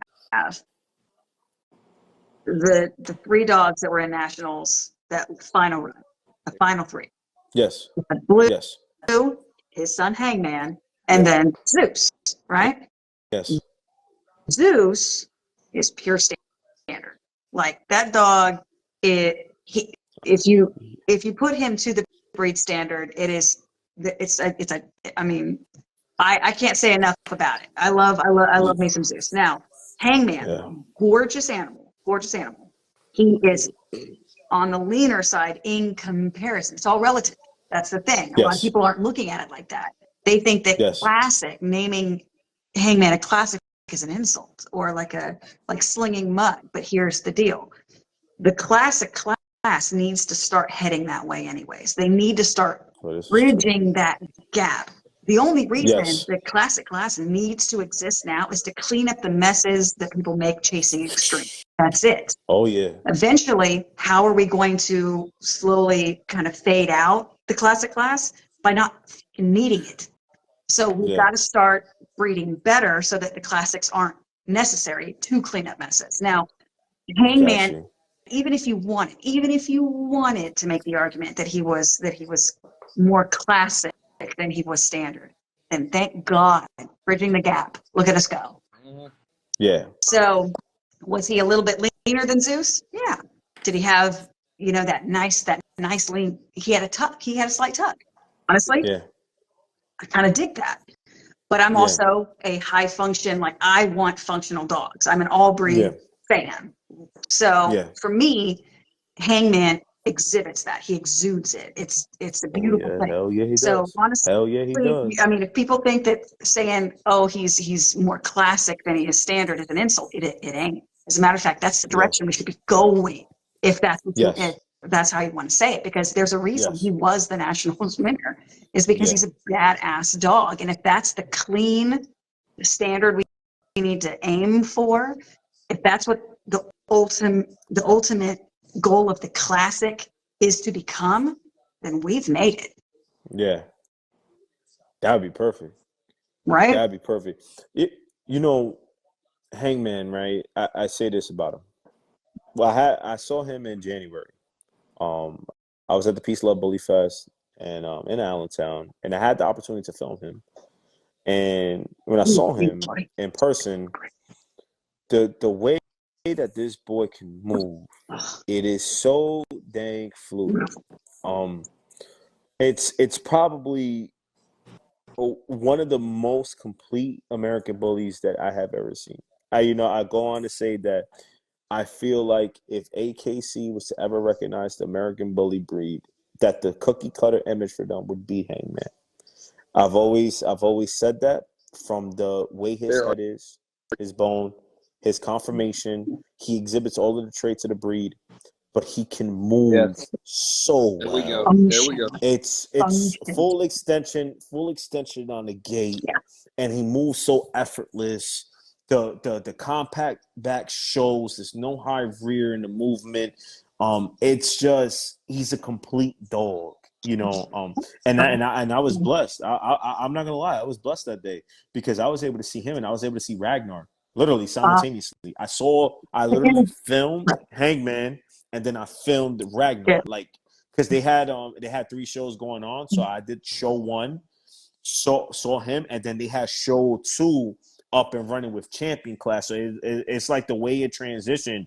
It just went from, no, was he a champion? No, I think he was just showing. He had just started his journey. So the way it just turned out was like, I've recorded him, and then I saw him, and you see the differences, but you see what makes them equally as badass in their own right. Yeah. But You when I know had what the you're looking at. opportunity to see That's him, the thing. yeah, You know what you're yeah, looking at. I saw Cerberus just like I want to say the weekend before last. Yeah. Like, and that was the first time I had actually seen Cerberus in person, the third brother. And yes, damn. And I knew yeah, exactly what I was looking at. I was like, is that Cerberus? Oh my God. Like, and yeah, it's that litter was wow. Yes. yeah. Like Wow. So, that was a badass dog. Listen, there was a dog there that I also saw. That was crazy at the Peace Love Bully Fest. His name is he's Grand Champion Mac. I think he's owned by I forget his last name, but I think it's Brad McSomething. Man, I'm filming, right? And he's in champion class. And my thing is when I look at dogs, like I said, I'm not a judge, but I kind of know what I'm looking at. And man, I seen this dog and I was like, this MFer is nice. And I'm looking at him like just so much muscle mass, a tight skin, that smash muscle, that brolic headpiece. I'm like, yo, this dog is nice. And I had no idea that it was Mac. And obviously this is before, like I think he had a show previously, did well, but I didn't see him before. Like there were so many things that I probably got happened there. and you didn't even really take notice. Yeah. Yes, I get there, right, and the things are way different now. Not way different, but a little bit different for me. Like a lot of people show me more love now when I go to the shows. Yeah. So sometimes like I'll be there with my gear, and then someone will be, hey, can you do a video for me? I'll pay you. And then I have that, and then I got my wife and my son there. My son's running around. And then I got someone that wants me to create for these dogs. And then I got people that are like, yo, we're so appreciative for what you do. Yeah. Some people that want to take pictures with me, it's amazing. And I'm just so grateful and humble. But when I'm in that moment, it's really hard for me to enjoy the dogs because I am going in every direction. And, I'm filming the class. I finally had time to just do me. And I look at the class and I'm like, damn, this dog is nice. Had no idea it was Mac. And listen, man, I even go as far as to say I don't know how they marketing him right now, but I would say that if he's showing in nationals, I think that boy got a really good shot to win top dog. I'm not even gonna lie to you. That boy is tough. He is tough. Confirmation, mass. That boy is tough. And actually that goes to talking about my favorite pockets. There you go. That's one of them. I'm not going to disclose the rest, but Mac is a badass dog. Yes. Hey, real quick, you didn't answer the second part of that question. Top 5 studs living. Here we go. Samson, Hangman. These are just my favorites. Mac, one, from SBK. He's a badass. So that's another one. I'm telling you. I don't know how familiar you are with SBK's one. That mofo in South America is fire. I told people like, and I think it's really dope that my platform reached down there. Like, yes, I'll disclose to people like we've been trying to set up an actual collaborative video between my camp and SBK because one of the members of SBK actually lives up by my way. And they loved the work that I did talking about Art because Art was a phenomenal dog. Like I love Grand Champion Art. And when they started hearing me talk about it, they're like, yo, like Carlos would love to chop it up with you. Like they love what you do. And man, so I've been following them. And man, they started showing one and I'm like, this dog is crazy. and like I'm like, damn, this dog is badass. And I'm like, for me personally, I'm like, damn, I wish I could produce something like that one day. Like, I mean, what that would be nice. Let me get something like that. I ain't asking for a lot. I just need a couple. Son, I just need a couple. I don't need a lot. I just need a couple. Yeah. If I have a little faith, let me get like 3 or 4. Well, and so there's actually a picture out there of they actually title it 0 and 1. And that's tough. Right. So you got Hannah with 0. And what is that? Hannah's name? He's always dressed to the, he's suited and booted every single time. Very serious, very Latin, very earnest. He's Carlos? got that demure. Anyways, can't miss him. Can't miss him. Every time you see him, like, oh, there he is. There's that guy. But he has one, and they're like, and it's such a it's an interesting photo because they're like, yeah, both very, very muscled up bulls, and both very Yeah. worthy of being in that ring in that picture together. So, but yeah, I- 0 and 1. Absolutely. And so the last one would definitely be Zeus. I'll tell you this, man. When I found out Tyshawn was selling Zeus overseas, I was like, Yeah, to the Philippines. You're like, oh, because Zeus is badass. bad. Badass dog, man. I still say that we were blessed, and the community last year, I don't believe that they actually understood the magnitude of what happened in ABKC Nationals Ooh, we do. in 2023. unless you were in the building that day Electric. and you experienced history. That was probably I would even say it's a stretch to say that was probably the greatest moment in ABKC Yeah. history. When you had Blue, his son, Hangman, and you Yeah. had Zeus. These were three of probably the greatest Ever. American bullies that ever To in the agree with ring you, at yeah. one time. In the same moment, Blue solidified himself as not even one of the best dogs ever, but one of the best producers ever. How do you have an opportunity, a moment when you're in the ring with your son? Man, you're getting And next to your son for getting next nationals, to your and you're a son. national winner already. At this point, like you want to be happy that they beat you, but you're still like, like damn, it's I wanted to win. But at the same time, it's like I got beat by my own production. yeah, 3 but months. Let's go. and I think like you Solidified his go legacy. 3 years in a row, national winner, top 5 in the national running the year prior, top 3 with his son last year. I don't think people understand the magnitude. Like, well, unless you were there, like people, like I think take it for granted what that moment really was. That is the epitome of American bully. When you talk about definition of American bully, that moment, those 3 bulls in the ring, that was the definition of the American bully. When you're talking about the breed type, the conformation, the movement, these dogs exhibit all the traits. And that's when I always tell people, man, like that moment, like I was just so happy. I really wish I was there for Nationals last year. I couldn't make it because I had to go You missed to a friend of Yeah, mine. AJ, we're gonna His rub it in. destination All 3 wedding. of us were there. We were ringside. My car almost got towed because they were towing vehicles. I said, "I'm not moving, man." That was the most Yeah. iconic moment. Tell it. It was awesome, man. Oh, Man, Oh yeah. my yo, Yeah. the energy through the live was crazy. Right, and like being there, it's electric, and everyone was like on 10. Yeah. It was so tight in that room. Like no one was breathing, but everybody was screaming, and it was just one of those things. It's like, again, you never know until you're actually physically there, and like I can't even imagine like we talked to Tone, who was handling Zeus in the ring, and he can't even like he was having a hard time putting it into words, like the feeling of it all. And Devin, like she was completely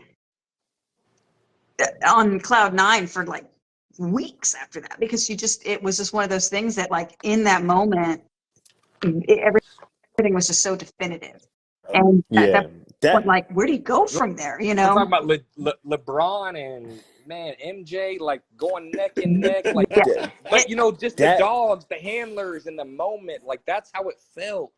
As a dog lover, as a dog show, like that's how it felt, and that's what it came. And Tone, like we talked to him, like man, like you don't ever hold your head down, like that was amazing. Thank you for that moment. Really intense. And then being able to talk to Tyshawn about it but too. Tone did his thing too, like both of them, all 3 of them, Those were just some of the the judgment best and just handlers how to that do. Yeah. That was amazing. That was Yeah. that was literally when he talk about this much. That was what it That was it. was. Like like it was just this much.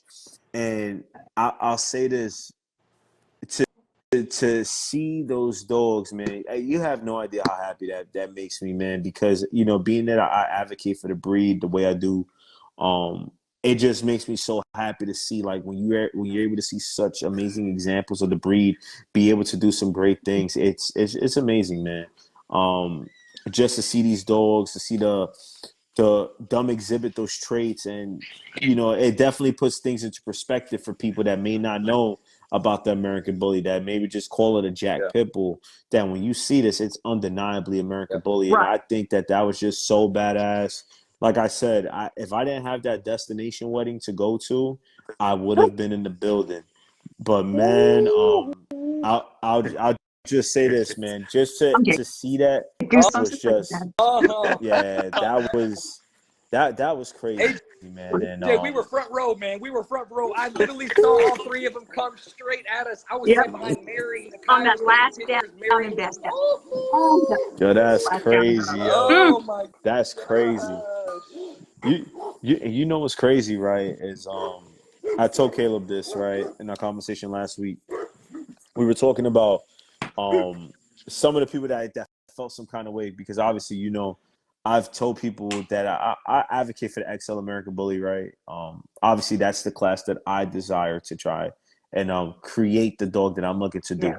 My ideology behind it is that if we can create a dog that has the traits of like a pocket and standard, but has longer limbs, we don't compromise functionality. Right.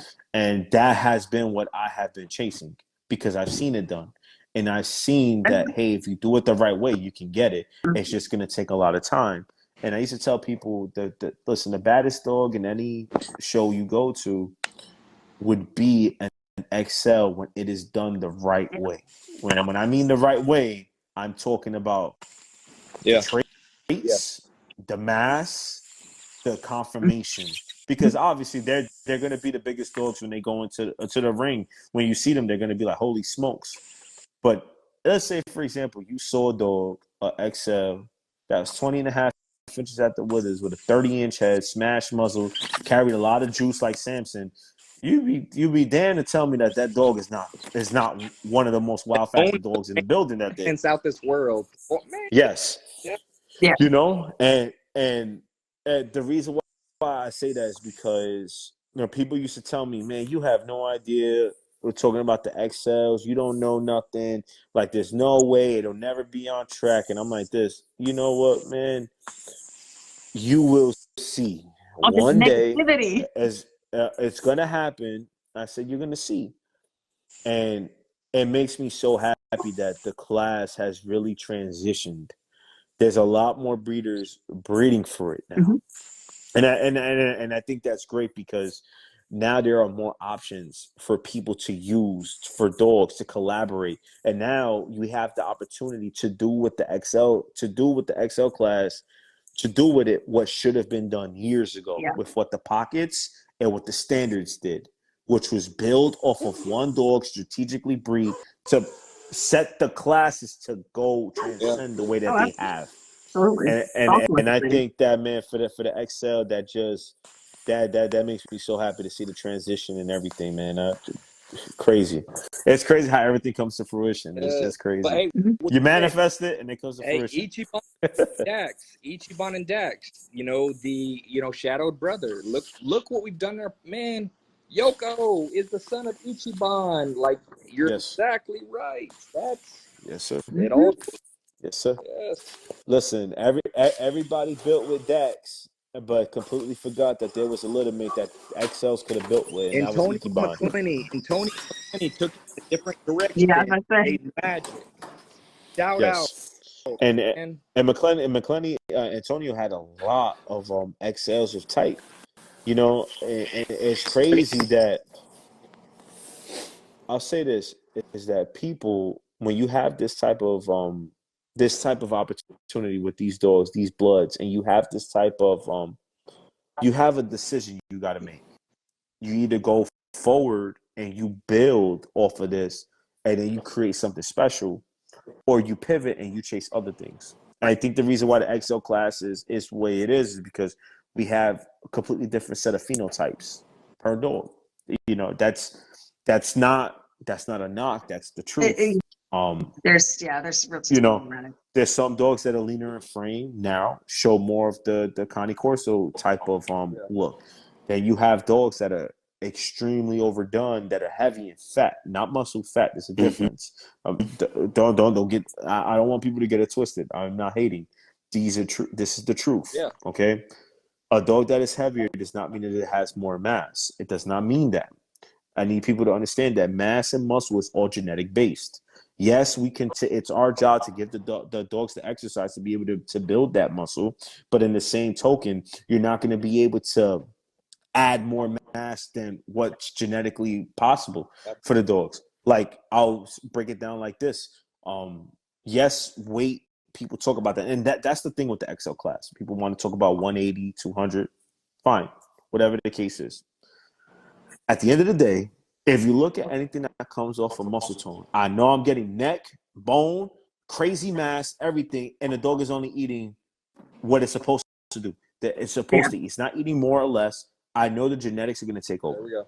Whereas with some people, I think in the XL class, I think that's part of the reason why I got the flack that I did, was that I was just being honest. More weight does not mean more breed type. Like more weight does not mean that my dog is going to have crazy mass. More weight does not mean that my dog is going to have. When I mean by mass, that's not fat. That's muscle. That does not mean that. You could feed an American Pit Bull Terrier, for example, as much as you want. It's the traits are not going to change. It's just going to get fat. That's what happens with a lot of these dogs in the XL class. So I think when I was saying from in the where the avenue I was coming from for people was that people might have thought that I was being a little bit too direct about it. But the thing is how can I help the class steer in the right direction if I'm not honest about it? And and the reason why the weight's proportion different. So yes, how does the dog look? Yes. And that goes back to what I said before, going back to the decision. The XLs had the opportunity to make the decision and build the way Pockets and Standards did. Right. Instead, they chased the weight and went for the bigger, heavier dogs. That is why the class is all over the place. Yeah. And that's why for a long time it was just looking crazy.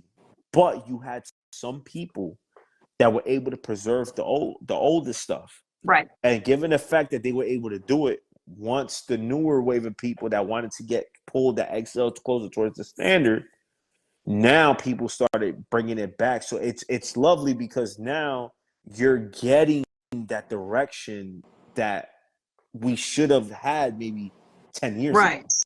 If the XL class would have built with Ichiban the way that the Pocket Standards built with Dax, I think the XL would be much more consistent today than it is now. Now, obviously, we're doing much better now.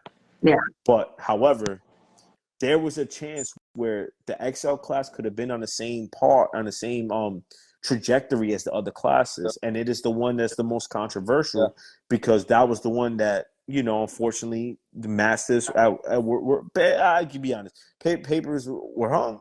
They brought in the master. That's how they were able to get these dogs that are huge, that weigh like 180, 190.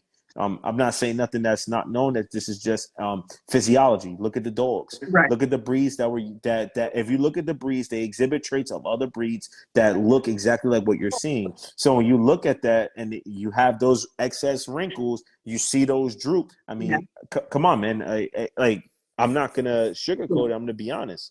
And no real my straight stifles. I mean, come on now. And I'm gonna be honest. The reality is that this is why I got a lot of stuff. You can't. It's going back to the same concept I said before. You cannot line breed Amstaff to Amstaff and pull bulldog traits. Not gonna happen. Just like if you try to pair and line breed Mastiff to Mastiff, you're not gonna pull bulldog traits. And when I said that, people got triggered, and like I said, it wasn't meant in a way to be disrespectful to anybody. It was just me pointing out why the class was so inconsistent compared to the other classes, and that's just the truth.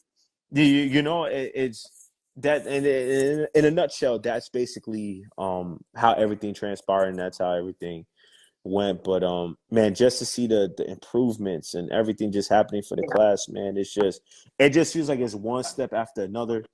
And I'm looking at how many programs now really getting it right. And man, it just makes me so happy, man, because like I said, I was advocating for the class for the last 3.5 going on 4 years. So now to see it come to fruition, man, it's amazing, man. It's amazing. Man, it's amazing. Keep doing your thing, man. And keep using your platform and keep growing it. And I hope this helps it because, man, I've loved this.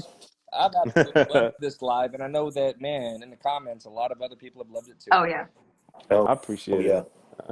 I mean, I appreciate you guys. You know, like I said, just thank you for you guys. Just give me the opportunity to be on a platform, to be able to talk with you, to talk about dogs.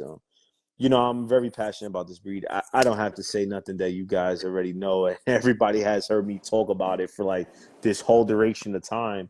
But I really mean that, man. I'm just so grateful just to have the opportunity to talk dogs.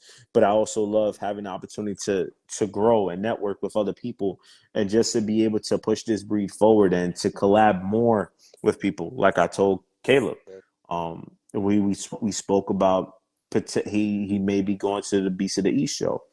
I'm trying to make it a thing to go there. And I really want to get a booth to collaborate with people. Yeah. That's what I want to do. So the thing is, it's like this, like these lives lead to other things. There's a rapport that's being built, and it's like, so when you do it, it's genuine, you know. Just ask me, man. If you want to share a booth, just ask me. Just ask me. You know, yeah, man. Man, we can share a booth. Yeah. Listen, that'd be very helpful. That'd be very helpful. I gotta get a babysitter for my son that day, so he don't run around while I'm trying to create, bro. No, yeah. Just joking, but man, but hey, but you're speaking some truth, and I love it, and just bringing humor to it, man. And Leroy just said that, hey, you got a new follower, and man, I appreciate it, man. Thank you. I've never seen my wife so active in the comments. So we're gonna have to talk to see what's going on, man. Yeah. I will tell you this. I'm gonna try and save this live. I don't know how I'm gonna do it. I'm gonna try. Here we go. I'm gonna try and save this bad boy, and I'm gonna try it. I'm gonna put like some text on it, and I'm gonna put this on my channel. What I'm gonna do is from this live, I'm gonna chop it up into shorts. Yeah. For captions and stuff, and I'm gonna tag everybody. Yeah. So that's, for me, it works out hand in hand because we get to talk, but people now get to see this avenue, and now this is something where like, yo, I would love to chop it up with them, and you see like it goes hand in hand, and it's, man, you see, I love doing this. So you can easily like upload or download the video straight to your computer, or I'm in the process right now of uploading all of our lives, both previous and current, to our YouTube channel. There's a Tuesday Night Bully Talk YouTube channel now. That's awesome. So congratulations. Yes. So that there way you can access the video that way too if you need to. Yes. Hey, real quick. That's awesome. Leroy, I love it. He's talking about, I'm new, learning, guys. Man, viewing in, talking about he's got a new follower. Just want to shout him out. Hey, Leroy, good night, man. Same time. Leroy's the name of the dog. It's the owner's a female. Oh, yeah. All right. I was just saying. All right, Leroy.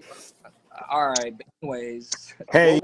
Hey, follow shout out to Leroy. She's awesome though. She's awesome. She did it. Don't worry about it. Don't worry about it, Kayla. I've done it all the time. Listen. I've made a mistake where I said this happened actually in my favorite XLs part 2. I made a mistake. I was talking about Bossy's Tarzan in the video, right? And I said the name of Axel's mother, not Tarzan's mother. But because, like I said, I was going off the top, it happens. You know, it happens. It happens. When I ran it back, obviously I made the fix and I put it in text. Right. Yeah. Hey, this is the real thing, but Yeah. it happens. It happens. Listen, we're human. We are not perfect. We all make mistakes, so it is what it is, man. You know.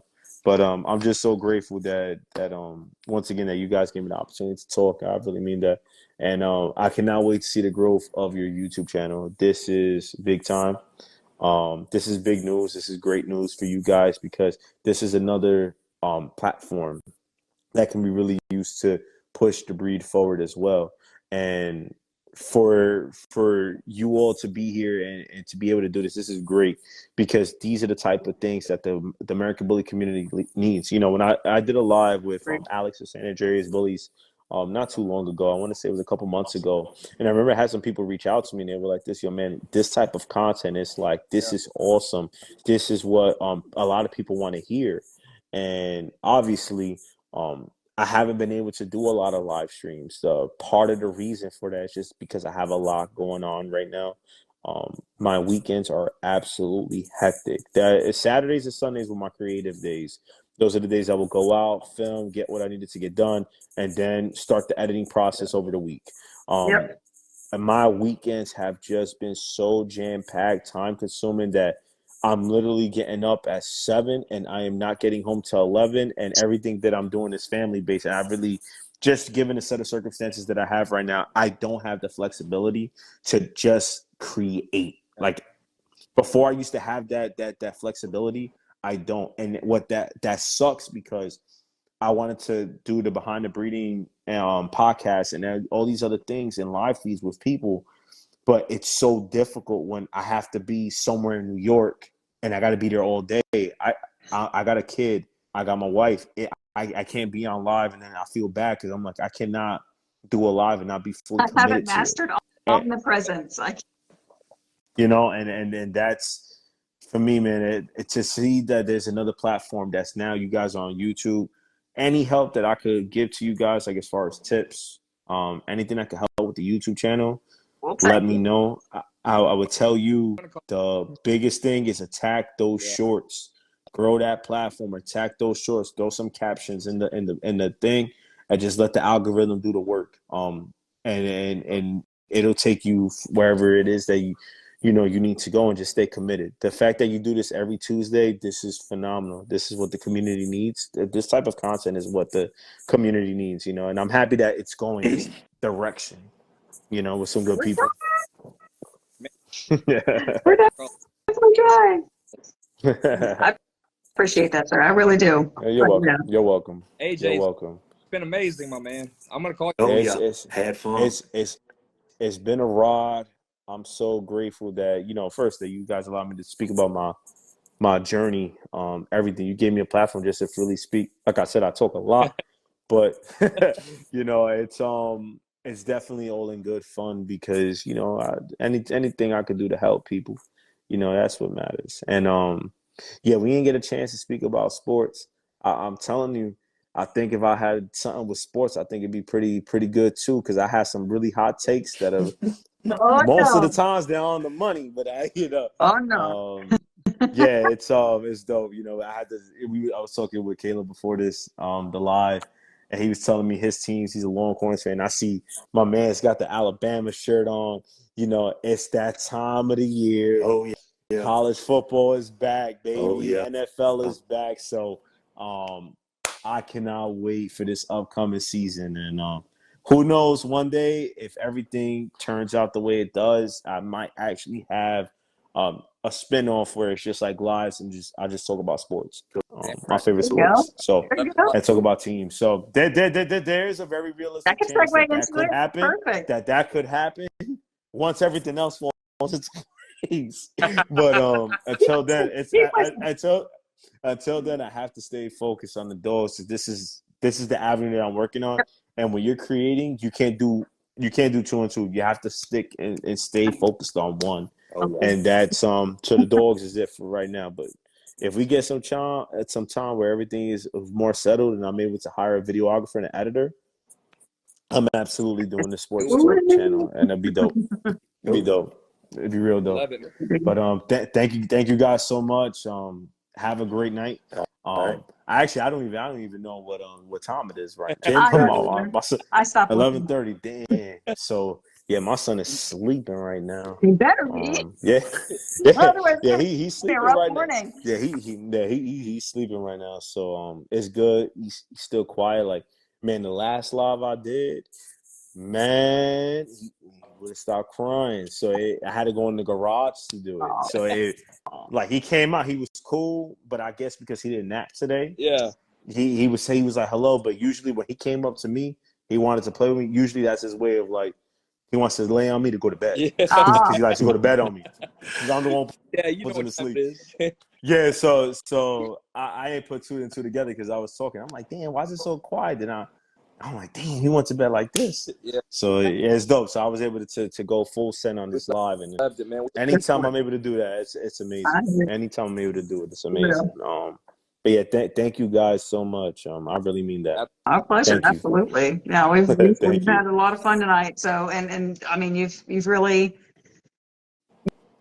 yeah, you just really provided so much insight and so much positivity, and we really liked having you on. And I look forward to all your future content, as well as Real catching up on some of quick, the ones that I've missed so I far. greatly appreciate cool as it. hell. Like right before we get off, John Ronick I is seen actually in the comments. So Mm-hmm. that's Yo, John is the man. Oh, He's I the know. truth, man.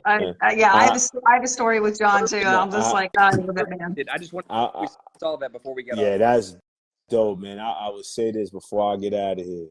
In my opinion, and this is my opinion, one of the best judges in the ABKC.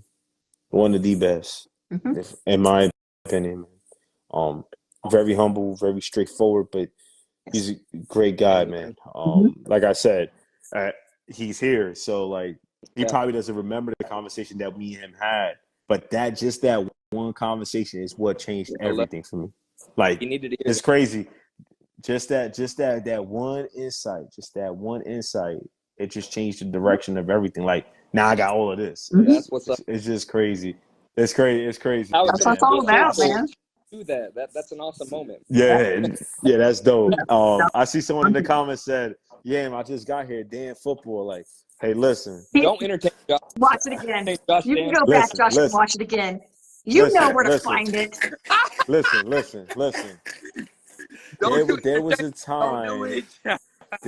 Listen, there was a time where, because as I think I told Caleb, I'm like a super diehard Rams fan.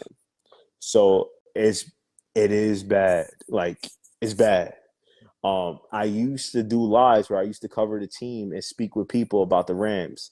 So, like, going on this Instagram live and these things, like, it's like I used to do this a lot prior. So it's not like it's shocking to me to get on in front of this and talk, like, but yeah, Hey, John, it is comment dope. followed by a terrible comment from Josh Stanley. I just want to make sure I saw them both. Josh, damn you. He's a needy that pesky Josh character. Yes, no, man, But, hey, that's amazing, man. I didn't mean to interrupt you, but I just want to make sure that we shouted those out. Yeah, 1,000%, man. Thank you guys so much. Like I said, I it sounds repetitive, but I really mean that. Like I said, humility and gratitude, that goes a long way. And anytime I'm asked to be on a platform, I'm so grateful for the opportunity, and I think it's amazing that we're able to put on for the breed, right? Push it forward, but to be able to speak about the dogs and just show, like, listen, it's about the love and the passion of the dogs, not the passion of the pockets. Right. I know, like I said, breeding, there's obviously there has to be some form of compensation. We don't do this and take on the X amount of costs and expenses it takes for free. Listen, that's just what it is. That's breeding.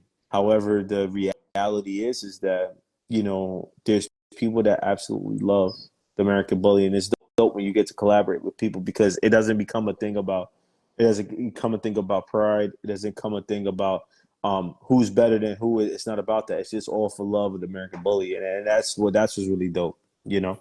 Love it. And thank you guys so much. Man, great. Oh, yeah. Before, that's something Amanda said, dance monkey. Let's get out of here. Have